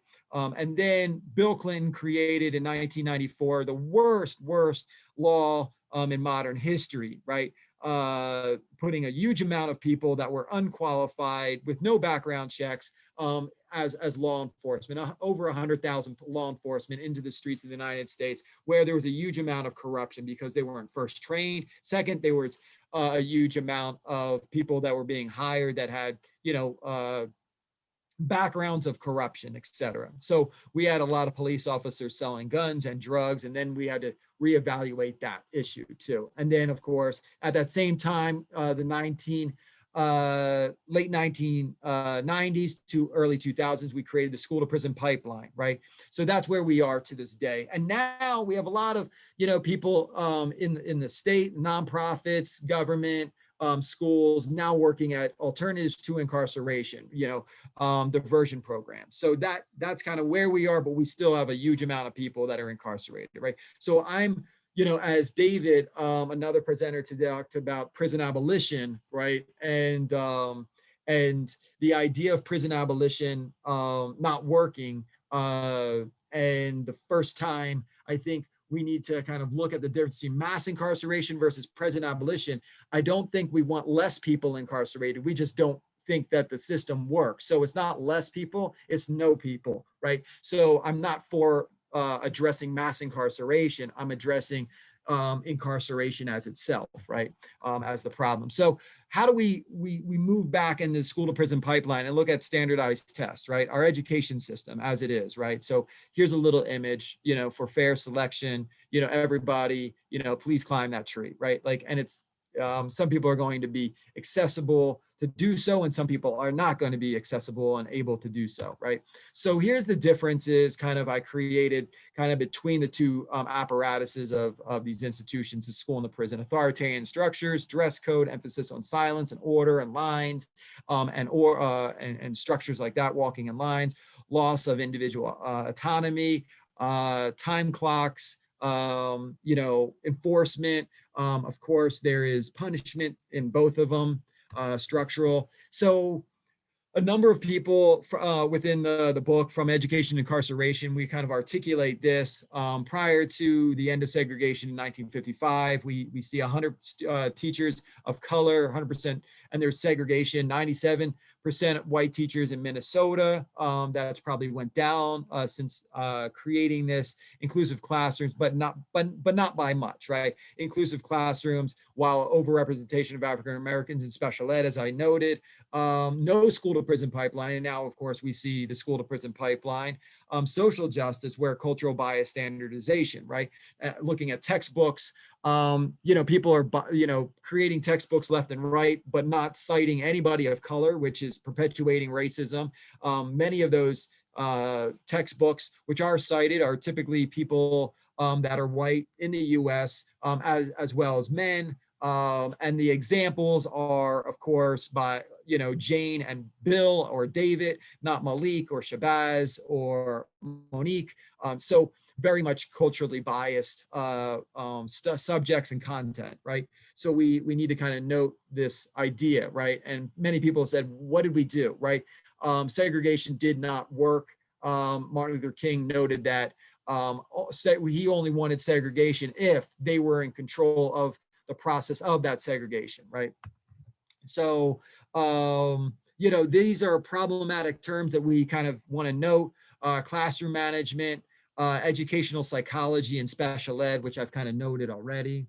We'll kind of go through that, and then we'll kind of Anthony, move quick. I'm sorry, Yes. I hate to interrupt you, but we are not seeing the progression of your screen.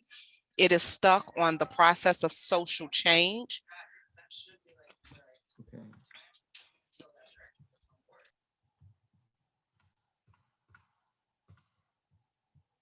All right, so let me just unshare and then share. That might work. Okay, thank you.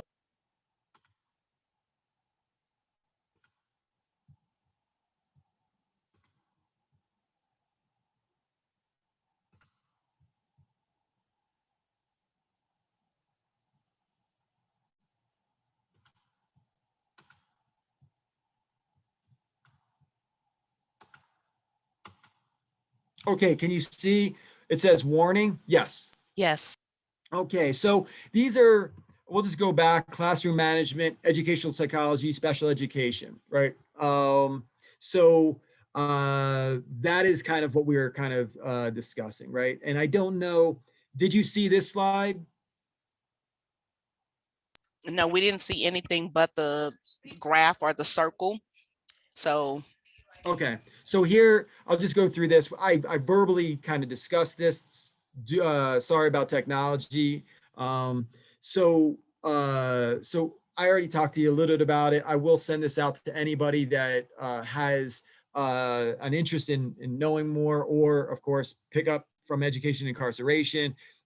Priya, myself, and David Stovall have put together. Priya Palmer, wonderful people and friends. So now we're at this idea of Martin Luther King noting that we only want to end segregation if we're at the hands and control of that segregation. But that, of course, didn't happen that way, right? What happened was all the Black teachers were kicked out, and then white teachers were in control of the textbook, literature, discussions, and frameworks and examples, right? So the curriculum, right? So this is how segregation went, and that's why, if we went back, we would, there's a lot of nationalist Black liberationists that want segregation again, because at least they have the ability to teach their own youth and the uplifting of youth, right? And we can look at the psychological damaging of, of the study between the white doll and the black doll, which, of course, we can see to this day is the same thing, right?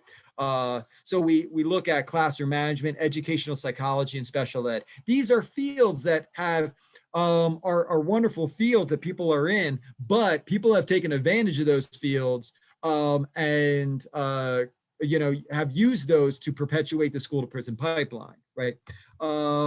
Urban teaching, fostered by a person of color, a brilliant Black scholar, but has been hijacked by white teachers. Kind of the whole idea of the freedom riders, right? Multicultural education. It's multi-cultural, not multicultural. We're not trying to, people say, oh, we're a melting pot versus a salad bowl in the United States. And yes, we are a melting pot which I don't want to be part of, because if you were to fall into a melting pot, you'll burn your body and you'll melt into everything else and make yourself like lava, right? I want to be a salad bowl so I can lay down into a salad bowl, and everything in a salad bowl is very different, right? So we need to understand the difference between multiculturalism versus multi-culturalism, right?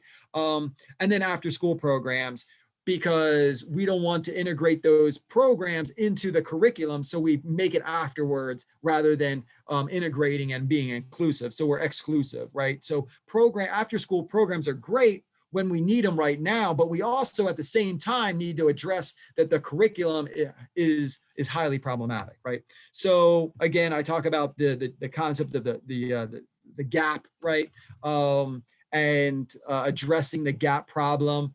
Be like me and you'll be successful. This is kind of the equity gap, the achievement gap, the healthcare gap, any type of gap we create, and we don't want to talk about oppression, right? And we need to. There's so many books out there that are talking about equity gap, handbooks talking about equity gap, but we'll never talk about social justice or the term oppression whatsoever in the whole handbook. I would, and I can go through one after another workshops talking about equity and never talking about oppression, right? So society doesn't respect and value your culture and experiences. Why doesn't society value my people, experiences, and culture? Where are my people in these in the school and book, right? So now we're going on to the LGBT community and looking at, while homeless youth population is 40%, the LGBT community, of that 40% of the homeless youth identify as LGBT, right? So we're just like, wow, it's mind-boggling, right?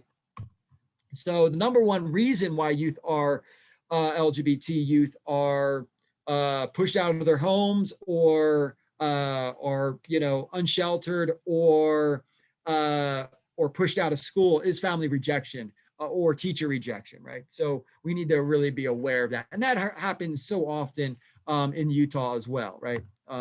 So we look in 1 in 3 transgender youth will be turned away from a shelter due to their gender identity expression because they don't fit into, okay, on the first floor is men, the second floor is women. So which one are you? Well, I'm not neither. Well, we can't take you in then because we want to provide a safe space, right? And they're saying all the wonderful, cute language of social justice and equity, but they're not actually being social justice and equity, right? So that's what the danger is of doing teach-ins and workshops, that you're providing a lot of powerful words without understanding the theory and then how to implement that theory into action, which Paulo Freire discusses, right?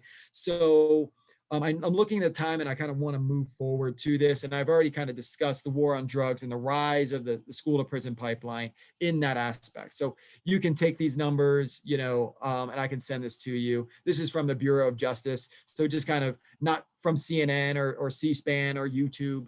These are clear statistical data from the individuals that are perpetuating this issue. So I'm just going to keep on moving. The sagging pants, there's a lot of people that say, well, sagging pants started in prison because, they want to show their butt to identify if they're gay. Well, it's interesting how sagging pants is stigmatized in 2 different levels. Don't be gay because that's really bad. First, that's like the first one. Second is don't be a criminal, so don't sag your pants. So don't be a criminal, don't sag your pants. Don't be gay and don't sag your pants. Okay. And what it does is put the blame on the people rather than put the blame on the system of saying, what's so bad about being a criminal? And then second, what is so bad about being LGBT plus, right? If that is the situation in itself, which there's a lot of articles and emails and, posts, et cetera, that challenge and dismantle the idea that sagging came from prisons, specifically around gay people, right? One could say sagging the pants became, a commonality because the pants were handed down into people's families and pants did not fit, right? So, and a variety of other things, right? But today, now you can go to H&M and actually buy sagged pants with an inseam of like 20 inches, right? So there's an industry and a fashion behind that, right? So when people say, don't take people that sag their pants seriously, then, don't take Jay-Z seriously when he calls you and, wants to provide you an opportunity, right? Like, we need to understand that what we're doing is we're perpetuating colonial fashion, saying you got to wear a tie, you got to wear certain slacks, they got to be from Old Navy or J.C. Penney's, and you've got to be look this way to be successful, right? And we need to dismantle this idea. But of course, we need to understand that racism is real and how to navigate and negotiate the spaces of white supremacy, right? So Louisiana Town has banned sagging and you can get arrested for it. Certain parts of New Jersey, you can get 6 months in jail or $1,000 fine. In airports, you're not allowed to sag in certain airlines. South Carolina Town, Florida. So it's being implemented. A lot of schools do not allow it. So we're seeing the perpetuation and of course billboards throughout New Jersey, like the image that I just showed you, right?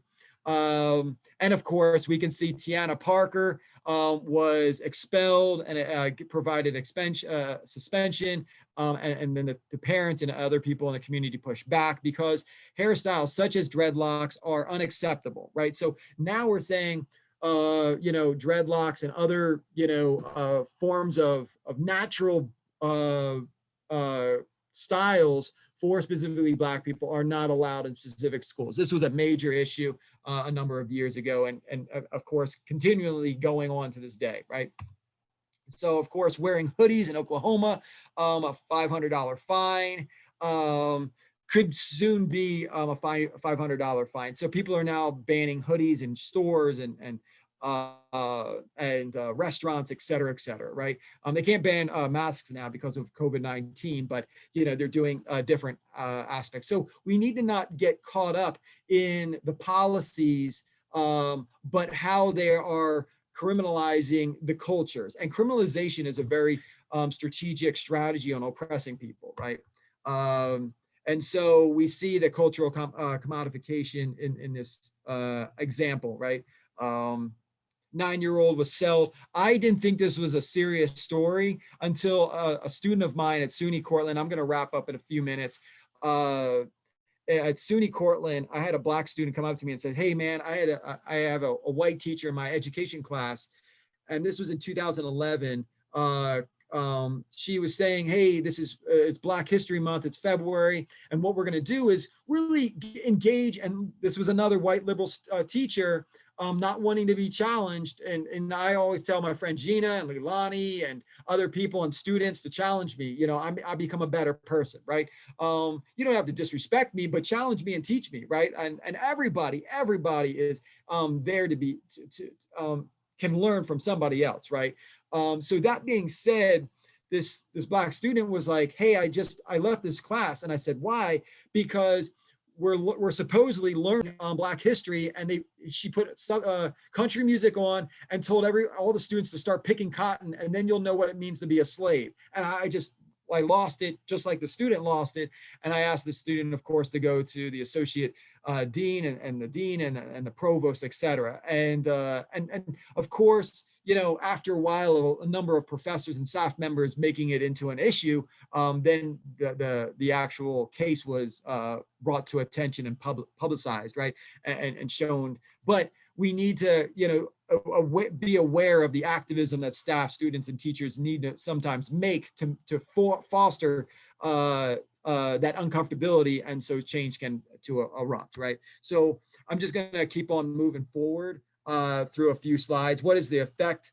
So we see 97% of youth of color are in detentions. Graduation rate is about 50% or so. And of course, we need to know that special ed numbers are not counted in graduation rates, right? So these numbers could be lower or higher. So when people say, oh, my school is doing really great, we have like 90% of students graduating. And I'm like, so how many students did you push out from K to 12? And then how many students are in special ed at the same time? So they don't take that into consideration as failures, right? Not failures on them, but failures on the system and the school in itself, right? So we look at over 3 million students receive, let me just kind of get that out of the way. And students receive out of school suspension. Minneapolis has moved away from that in 2017, so out of school suspension, and a number of other cities are doing the same thing. So suspension rates, generally speaking, 1 out of 20 white students, Native American students, 1 out of 13, Black, 1 out of 4 Black students, Latinx, 1 out of 14 are in suspension, right? So we'll look at some solutions, right?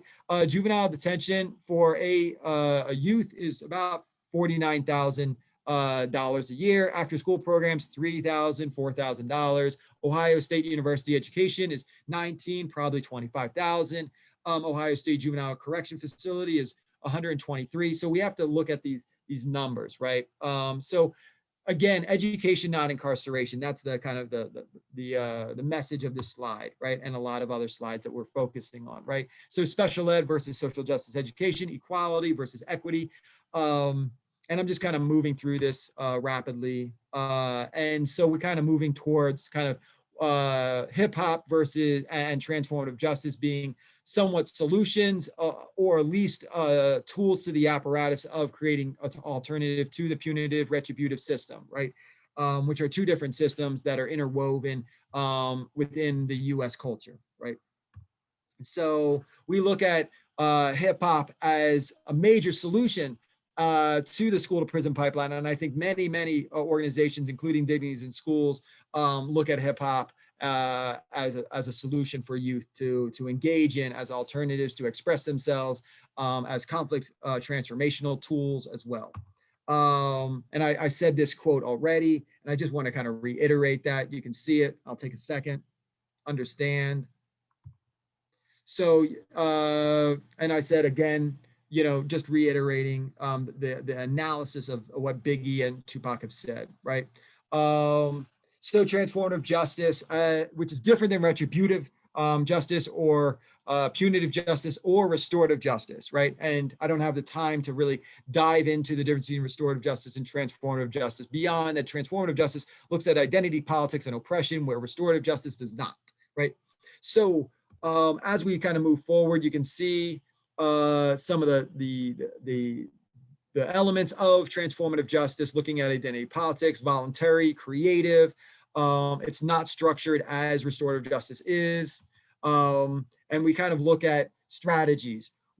So how do we dismantle the school to prison pipeline? Really focus workshops, teach-ins, witnesses, documentaries, rallies, community circles, and then just get out there and promote alternatives and build with people, right? And educate each other and share each other's knowledge, right? So punk is another alternative to incarceration. It saved so many people's lives. It got people away from drugs. It made them political. It made them, challenge oppression, patriarchy, misogyny. It got them to challenge racism. Look at Bad Brain or the Riot Girls or Bikini Kill or Earth Crisis, Propaganda, 7 Seconds. The list goes on of them dismantling and working towards the dismantling of the school to prison pipeline, right? And then here's a little bit about lowriders.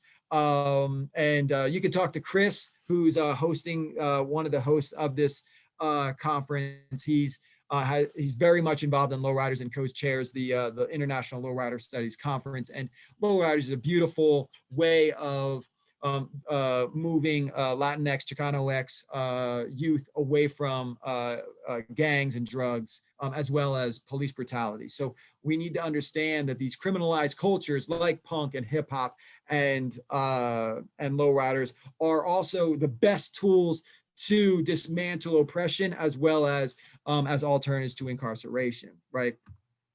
So I'll just kind of end there as we, and I'll just kind of go back to a slide. Poetry Behind the Walls is a fully volunteer poetry series edited by Marisol in the Bay Area. We have another book series coming out, and these are books that can be bought on Amazon or bookstores, etc. And they are all written by youth that are incarcerated, or drawings by incarcerated youth. So again, if we're going to, and we'll stop here, but if we're going to, and we had Matt and we had so many other wonderful people on this panel today talking from incarcerated locations from the first time of part one, and then today, formerly incarcerated people. We need to listen to the people that have been incarcerated or are currently incarcerated, rather than always just academics like myself. So that's why, sometimes we need to fight for spaces and places for these people to speak, because they're much more brilliant and articulate and wise than myself and so many other academics that defend their knowledge behind some PhDs. So thank you so much for your time and your knowledge that you've shared so far. Thank you, Anthony, but can you put in the chat a link for those that may want to support the Poetry Behind the Walls in purchasing some of the books, please?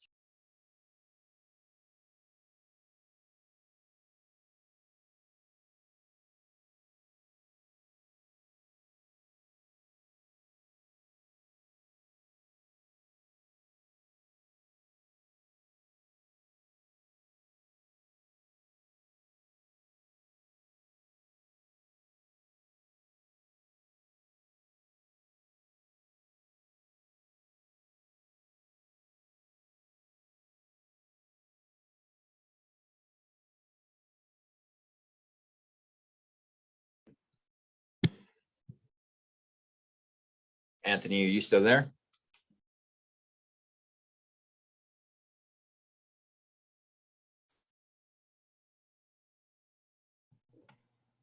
Yeah, I'm here. I'm sorry. I was muted. So I just kind of logged out. But Gina asked for a link, and I can send whatever links to people, and my email. And what I truly love doing is just connecting people. So be it email, text, I always tell people, save everyone's number, even the pizza joint down the street, save everybody's number. You never know when you're going to need a number. So yeah, we need to share each other's, networks and connections. So feel free to reach out to me as well. So I have a question for you about how hip hop can help us at SLIC become more of an inclusive community, because a lot of times hip hop is looked negatively upon, or it has like its own stigma, right? And so how can we use hip hop on a college level to be more inclusive to everybody? Well, I think the issue is, why are we interested in hip hop? Okay. And if it's because we want to increase numbers at schools, K-12 or higher education, and for consumption of hip hop, then I'm not interested in answering your question, right? And I'm not saying you are. I'm saying this, people are like, whoa, Anthony, why are you coming at me? And I'm that's kind of how I speak. But if you're interested in hip hop because you really authentically value another person's culture and experience and story, and you want to listen, then yeah, I want to share. But what we do is we create institutions and say, oh, we don't have racism here, we don't have discrimination here, because we've got hip hop pedagogy and lowrider studies and gender inclusive bathrooms and et cetera, right? And I think you know where I'm going, right, Brock? And I think what we need to understand is first, what will you do with this knowledge if I give it to you, right? And I think we can best know that Albert Einstein was a pacifist and a peace activist and a nonviolent activist, but people that took his knowledge of M equals, his equation, and what they did with that equation is create a nuclear bomb, right? And they kill a bunch of people that, so going back into that, I think what we need to know and be aware of is, what is our intention?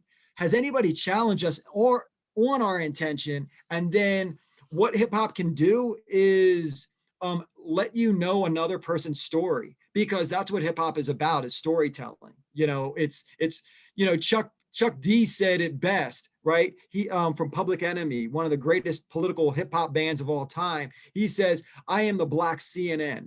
I am just telling you how it is. I'm the Black CNN." Like, that is such a brilliant, simple way of speaking about what hip hop is. It tells a story. And sometimes people don't want to hear the story, because a lot of the story is pointing right back at us, the school system, the teachers, the principals, and we've got to change, right?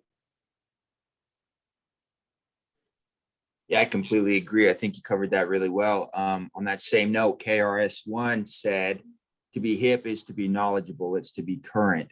And hop is a movement. So when you combine those things, you have an intellectual movement. And I think that hip hop, at least with the school of Slick, who has, 50,000 plus students, you have a lot of outliers who listen to hip hop that are kind of more on the fringe culture, similar to those of punk. And I think that if you use that in a positive way, you could bring awareness and, knowledge to a lot of people that, have a story to tell, that have different experiences that may be kind of on the outside, like I said.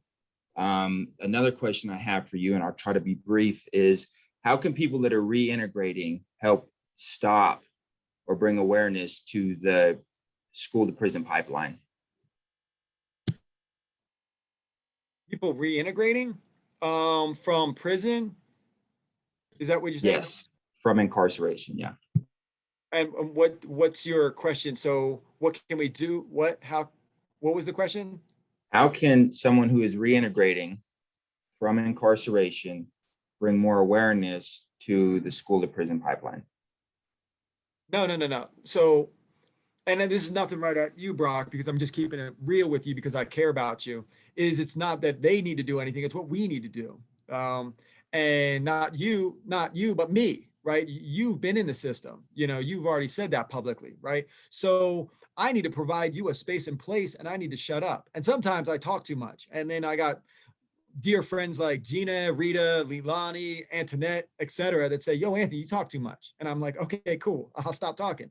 And I think, and I say this from a white person's perspective. I'm a white man. I have so much power in this world. We just need to stop talking. It's like, oh man, white Anthony, you're a traitor. Like, well, we all need to be race traitors, but we also need to understand it's okay to take up less space and listen.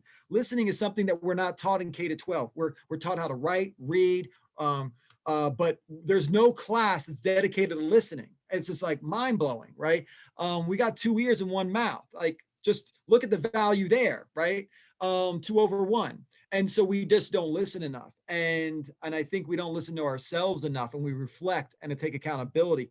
I jump at the opportunities of taking accountability. Leilani told me yesterday, who's the chief diversity of Salt Lake Community College, a brilliant individual, one of the most brilliant people I've ever met. She said to me, "Man, you just take accountability so quick." And I'm like, well, I need to.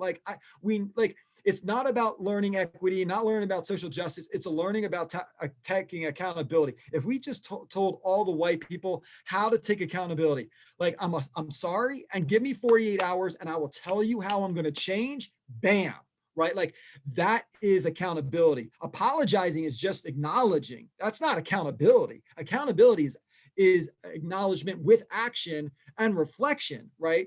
And I think we need to be aware of that, right? And I don't always do it, but but people have told me I will change pretty rapidly when somebody tells me what to do, and I won't, somebody, and I'll just, put out, somebody, Gina, if somebody tells me to leave the room, I'll leave the room without questions and saying, oh, they don't know anything, right? Like, no, I'm just going to leave the room because sometimes white people need to leave the room, including the Zoom room, right? So I think, I'm speaking to my white colleagues and white brilliant people out there. Just take accountability every single time you have an opportunity. And accountability means taking, apologizing and then doing something about it, like action. Like, apology with no action is useless.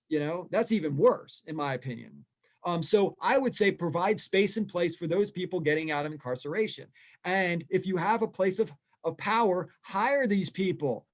Like, even if in this colonial settler state framework of not being qualified, hire them, right? Do justice. Like, yeah, these people are qualified in different aspects, but the people that are incarcerated are so much more qualified in so many other ways that you can't even imagine, right? Like, they are brilliant, right? Like, it's hip hop. They do something with very little. Like, think about, sending a message down 200 yards down a cell, and you both are locked up, and you figured out ways to throw a string and a message from one side of the hall to another side of the hall. That's some brilliance. Or, or any other tool that is created, quote, illegally in an incarcerated location. They do a lot with a very little. And so I think we need to learn from that. And some of the greatest people have all been incarcerated or on death row, i.e. Jesus Christ, Malcolm X, Martin Luther King, Rosa Parks, the list goes on. So we can learn a lot from people that are incarcerated and on death row, including Mumia Abu-Jamal, who's on death row still, and general population. It's very awesome. Very good stuff. Snap my fingers to that.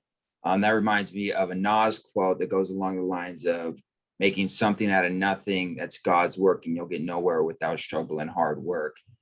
And, I'd like to say thank you for your presentation in general. You've been my professor. You've created a space for me personally to kind of come up, do community outreach, get more in touch, and make a bigger difference in my community. And I really appreciate that. And I really appreciate your ability to, be versatile and, just communicate. And so thank you, Anthony, for that. I appreciate you. I see David Sanders has a comment, so I don't want to. Right. Hi, can everybody hear me okay? Yes. Okay. No, Tony, I wanted to thank you for your presentation, simply because of the expanse of it and the time that it covers. I'm a kind of a pre-hip hop person by age, and I'm a continuing student, and I've been at the college now for 3 years. And my survey of the professional instruction is that it's lacking in several ways, based upon things that you have contained in your work. And my example is that, anybody know about radio SLCC? You can turn it on right now. You won't hear a hip hop, a this, that. You won't hear anything except pop, bubblegum music. And that is part of the structure of colonialism that we have to resist. And that's why I'm still here at the school, by the way, because they haven't changed yet. But the one thing I wanted to ask you, Tony, is have there been any studies on what helps the rest of the groups to succeed? When you give numbers of 1 out of something, 1 out of any group, Latinos, coloreds, and I'm with that Black group. Have there been any studies that highlight the things that have helped? Because sometimes there are incarcerated persons that do make it through. And I would like to know if that's been an area of interest. Thank you.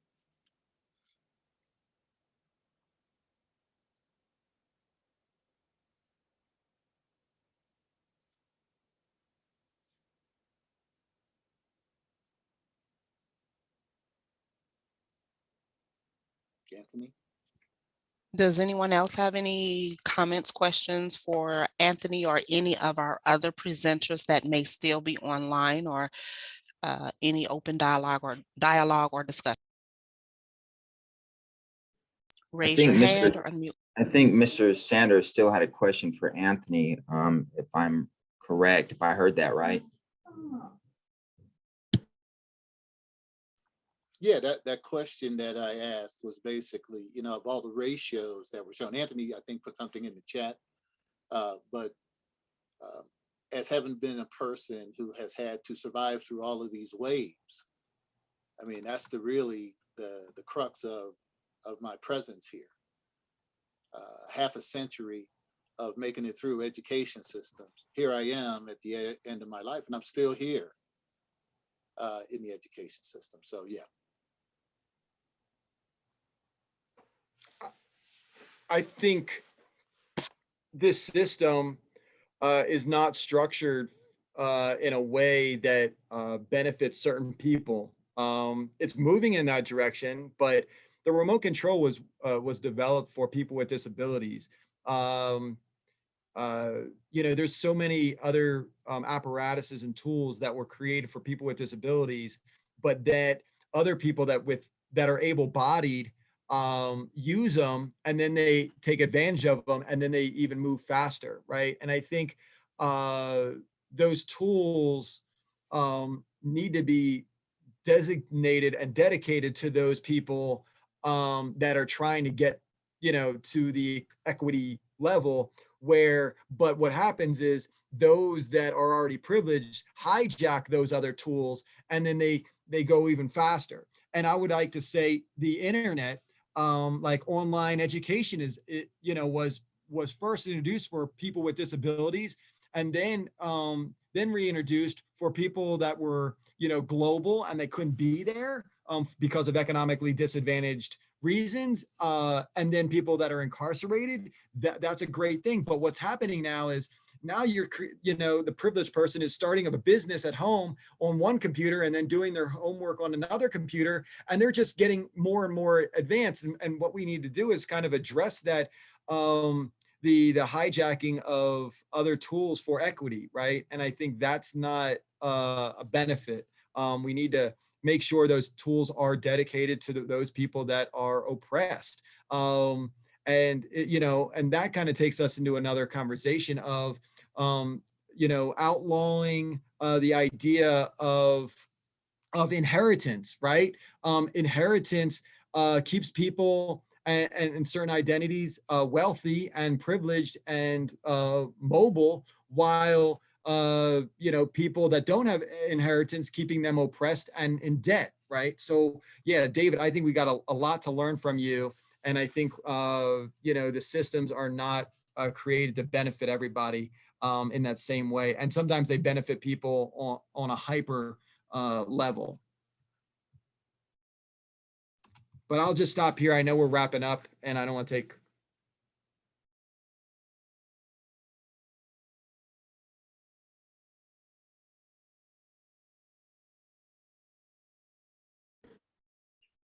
Thank you, Anthony. Is there anybody else that has any questions or comments that they would like to address?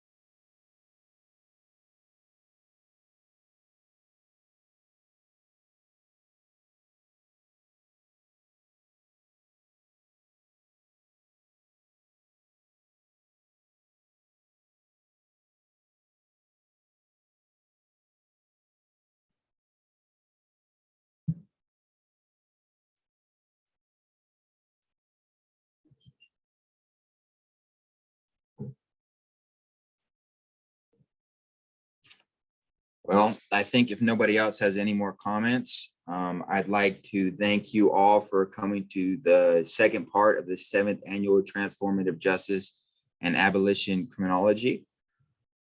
Brock Smith, a student here, as well as a member of the Utah Criminology Student Association.